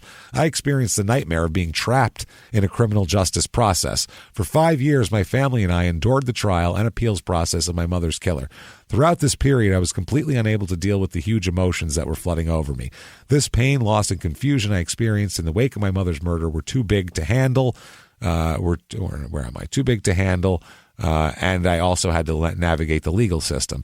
The trial, which demanded all my attention, and not knowing what was coming next or when it was coming, made it impossible to try and take the time to grieve and heal. My healing was put on hold. The uncertainty of when it would be over made it necessary to postpone attending to my grief, my pain, anger, and all the other emotions that such a brutal loss creates.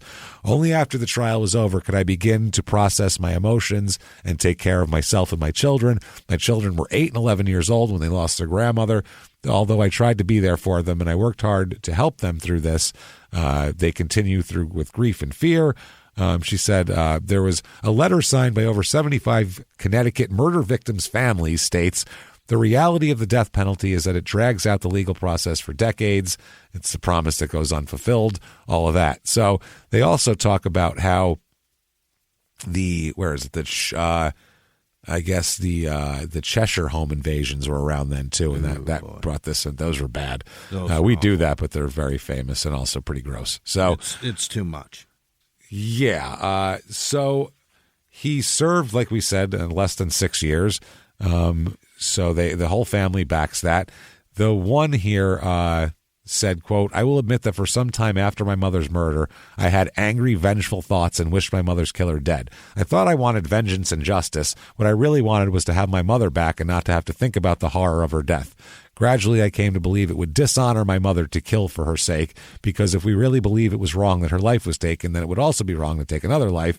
Rather than being a way of ending violence, I see the death penalty as a part of a spiral of never-ending violence. So that's her say. She's got the guts, got to let her have her say. Her mom got fucking butchered.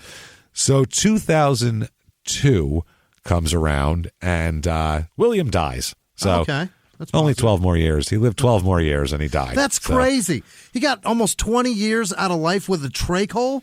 That's crazy. More than 20 years. He got 24 years or so with a trach hole. Stunning. And part of it in prison. Imagine the gunk that gets in there in prison. God. You got to get a Q-tip and clean that shit out. There's all sorts of shit particles and semen flying around. It's disgusting. Now, George, Barbara's ex-husband, he lived to be 86. He died in 2013 there. He died as well. He was in Tucson when he died, poor bastard. Right? Jesus, not only did his ex-wife get murdered and he died, he also had to live in Tucson. So horrors all around. Live and die in Tucson. Dear God. The horror. The horror. Injustice. The injustice of it all. 2020, Elizabeth, who's the daughter that talked a lot, Brancato, who had that whole thing, she also lived in Tucson. She passed away on December 18th, 2020 of heart failure. Oh, no. So, yeah, she was older, too. I mean, she was in her 60s, I think, as well. So, she's got grandchildren and everything. Yeah.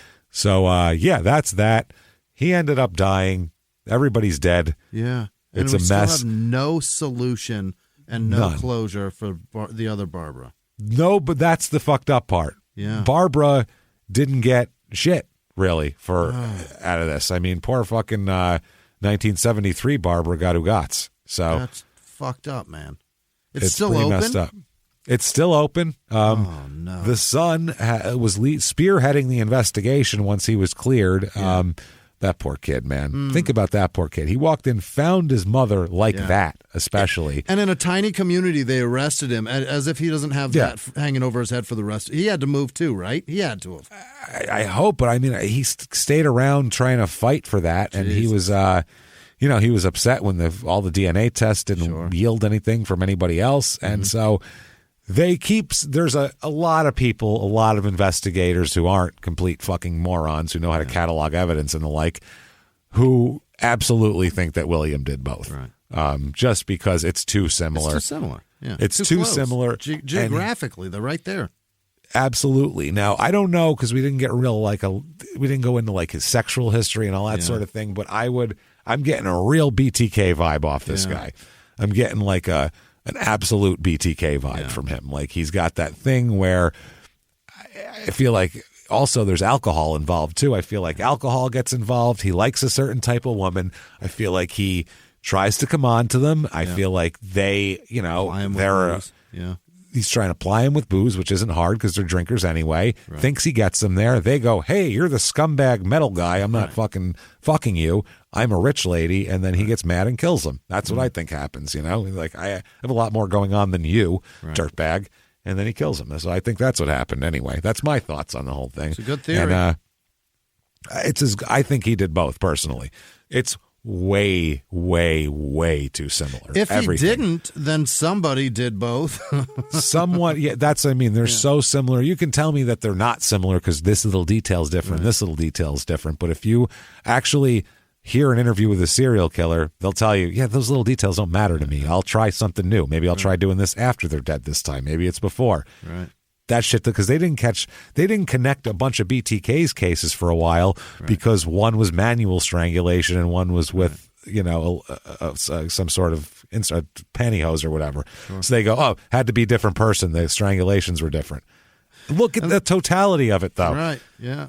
The torso killer in fucking New York was very similar. They didn't connect it for so long because little things are different. But it's all little things. The signature's still there.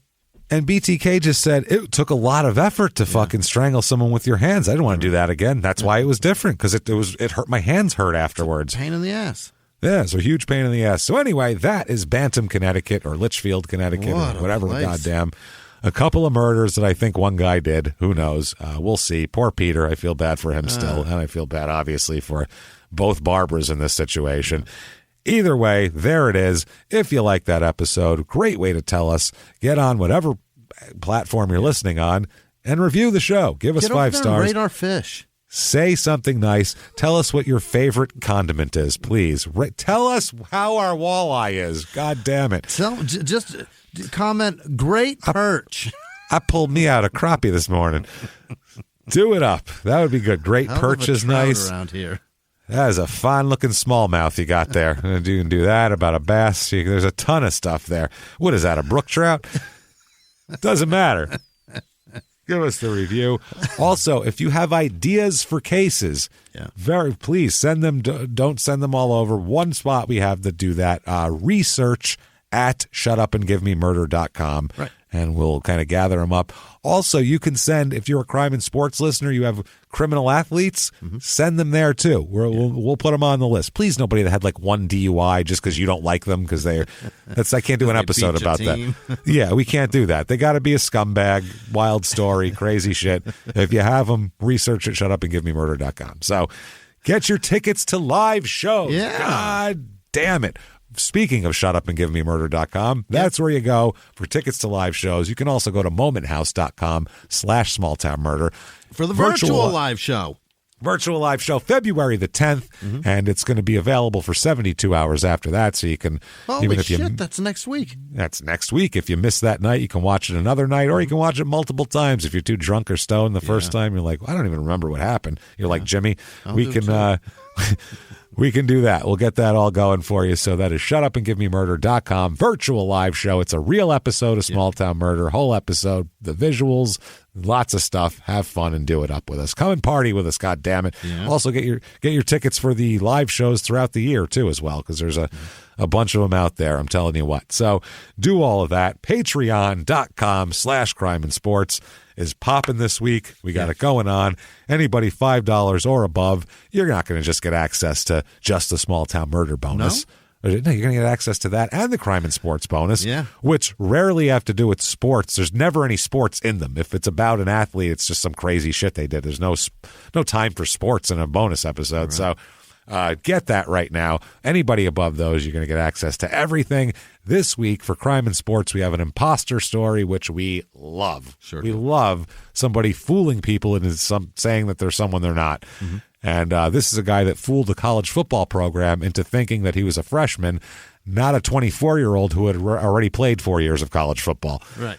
And so he comes out, dominates, and really, really fucks a school up for a while once he gets found out. So that's a lot of fun. Great. And it's his lies and shit. It's funny as shit. And then as well as that, we also have for small town murders, Deadwood, South Dakota, kind of a legendary lawless. It's legendary for being lawless. You know what I mean? Right. Lawless pioneer mining town. Kind of came open in about 1876. And if you've seen the show Deadwood and Al Swearingen and all those guys, well, we'll talk about the newspaper that came out then, because they had a newspaper right away. I found the archives of it, and it is just documenting the early days of Deadwood. Talking about Wild Bill Hickok getting shot, just killings in the streets, people being found dead, people getting trampled by livestock. There's crazy, insane shit going on in this town. And we'll tell how does a crazy pioneer mining town start? We'll go through it and talk about it. It's going to be hilarious, all about Deadwood. Patreon.com/crime and sports. In addition to that, you're going to get a shout out, which we'll do in a minute here. Jimmy is going to mispronounce your name while trying his very, very best to say it properly and correctly, but he'll fail. And we're going to love him for it. So you can do that. Or if you just want to get the shout out, and of course our undying love and affection, you can do that over at PayPal as well using our email address, crimeinsports@gmail.com. Do all of that. If you want to follow the show on social media, we're at Murder Small on Twitter, at Smalltown Pod on Facebook, at Smalltown Murder on Instagram. That said, God damn it, Jimmy, hit me with the list of the people who would never, ever bring 8-ounce beers over to our house and then stab us in the vaginas. Please, good God, that's horrible. Hit me with them now. This week's executive producers are Tracy Mitchell, Melissa Turner, Jordan Bennett, and happy birthday, Abby, whose last name will soon be Whitney. Thank you guys so much for everything you do. Thank you. It's really staggering. Other producers this week are Kaylin Bancroft, Corporal Carl Kirshner, Scott Boogerstein, Peyton Meadows, Berkeley's Gulp, Chunky, Chartreuse, Troutbait, James. See? That stuff works terrifically, I understand. I'm telling you. Chartreuse, baby. Elizabeth Mweech Woody, I think. She goes by BMW. It's much easier that way. Big Ed's Missing Neck, James Martyr, Robert Shea Bully. Mark Pruitt, Barry Fartstein. Oh, for Pete's sake. Mark Pruitt, I said that. Oda Mae Brown. Isn't that Whoopi Goldberg's name in Ghost? Oda Mae Brown? Am I right? Maybe. That's possible. I think it is. Tiffany Whitley. Possible. Happy hour in Midland, Texas this week. Frank, the South African bird-watching whore. Damn it. Samantha Puckerbrush Burgoo Quigley whore. Evidently, that's a mouthful. Christina Brayton, Janice Hill, Hannah Berkner, Justin McNeil, Charity Leith, Blue Whiskey, and Hudson up at CentennialKennels.com. Ferologist Brittany, that's somebody that gives animals haircuts, I imagine. Cool. Jeff Shrewsbury, old native man who helps dances with vapes. Oh, yes. Travis going to Titans games with Andrew since the 2-14 season. Wow. It's a long time to put up with that shit. Frank, the alpha South African bird washer. Oh, he's in charge now. Mike Mondragoon. Marta McCammond. She's crowdfunding for help for her friend's infant with SMA. If you can help her find her on social media and give her a hand. Marta do that. McCammond.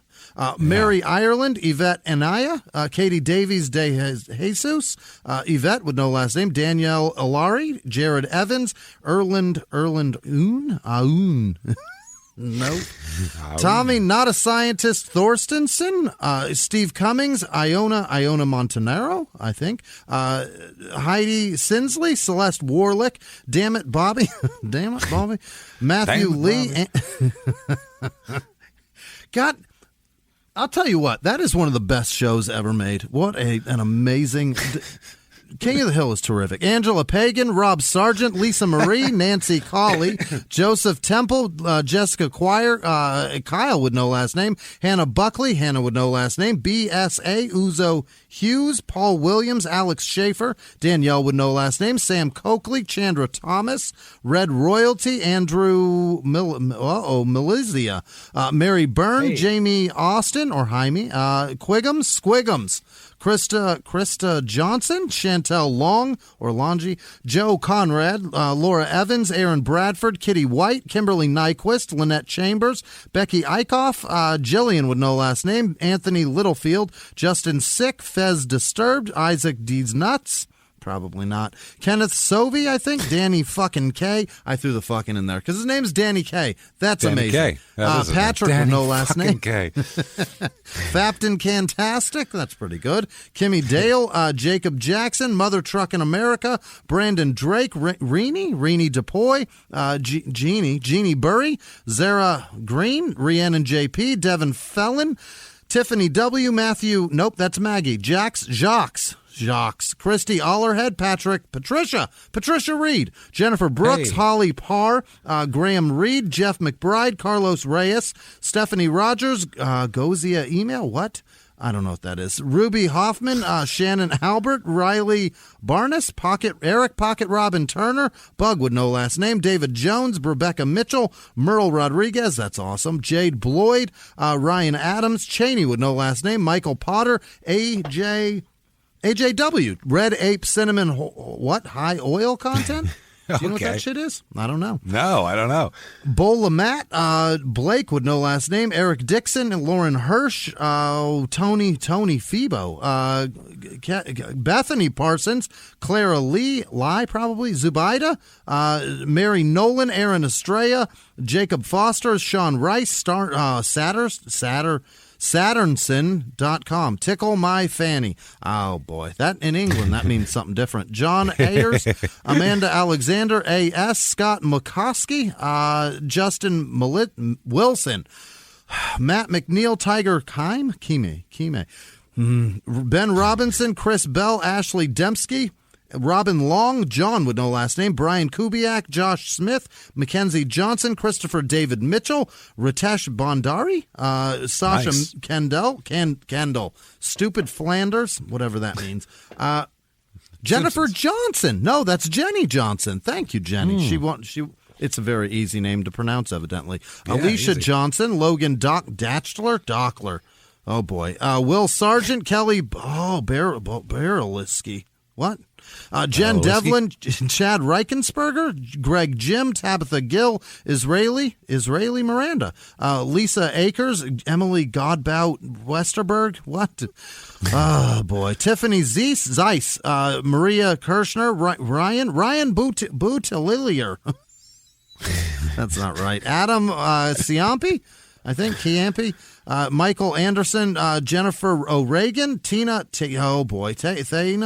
Nativo, Abby Freeman, Sean with no last name, Konami Kieran, Katie Biddle, Melanie Fagan, Alan Moore, Pinchy with no last name, Royce Bevan, and David Steele, and all of our patrons. You guys are the best people. Thank you. Thank you so much, everybody. Unbelievable. For everything you do for us. Yeah. We are thrilled by it, and we only hope the bonus episodes can show you how amazingly thankful we are for everything like that. What if people wanted to be thankful for you, Jimmy? Yeah. How might they tell you about it? When you're thankful, just wish upon a star or some shit like that. It's not bad. It's enough. You guys are so nice, and you go out of your way for us every week. You really do. Thank you. We're terrible at self-promotion, but it's because we don't matter to this. You do. So thank you. If you care enough, you can Google the show and find us. That's it. Google Small Town Murder. We're the hosts. We're the only ones, and you can find us on there. Follow us. I don't know. When you're over at shutupandgivememurder.com getting your virtual live show tickets, you can explore it from there. Find all the damn links to everything.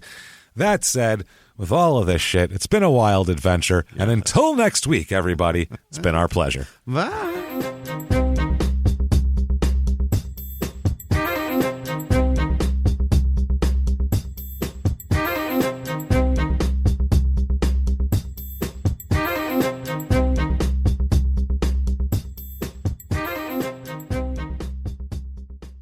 If you like Small Town Murder, you can listen early and ad-free now by joining Wondery Plus in the Wondery app or on Apple Podcasts. Prime members can listen early and ad-free on Amazon Music. Before you go, tell us about yourself by filling out a short survey at Wondery.com/survey. In the 1980s, a rosé swept the country. Hey, Mike, I really like this White Zinfandel. Well, good. Now put it down. We're going to try another one. White Zin became America's top-selling wine. But most don't know that this sweet drink has a sour history. What began in 1986 with counterfeit bottles, a big fraud, a multi-million-dollar fraud, sent investigators chasing one of the most powerful families in the business, the Licciardis. But the closer the feds got to them, the more dangerous things became. It's a story of deceit. At the time, I was paranoid. Threats. You touch my kids, I will kill you. And murder. With a .22 caliber bullet to the head. What started with a scheme to mislabel wine spilled into a blood-soaked battle for succession. Welcome to Bloodvines. You can binge listen to Bloodvines exclusively and ad-free on Wondery Plus. Join Wondery Plus in the Wondery app, Apple Podcasts, or Spotify.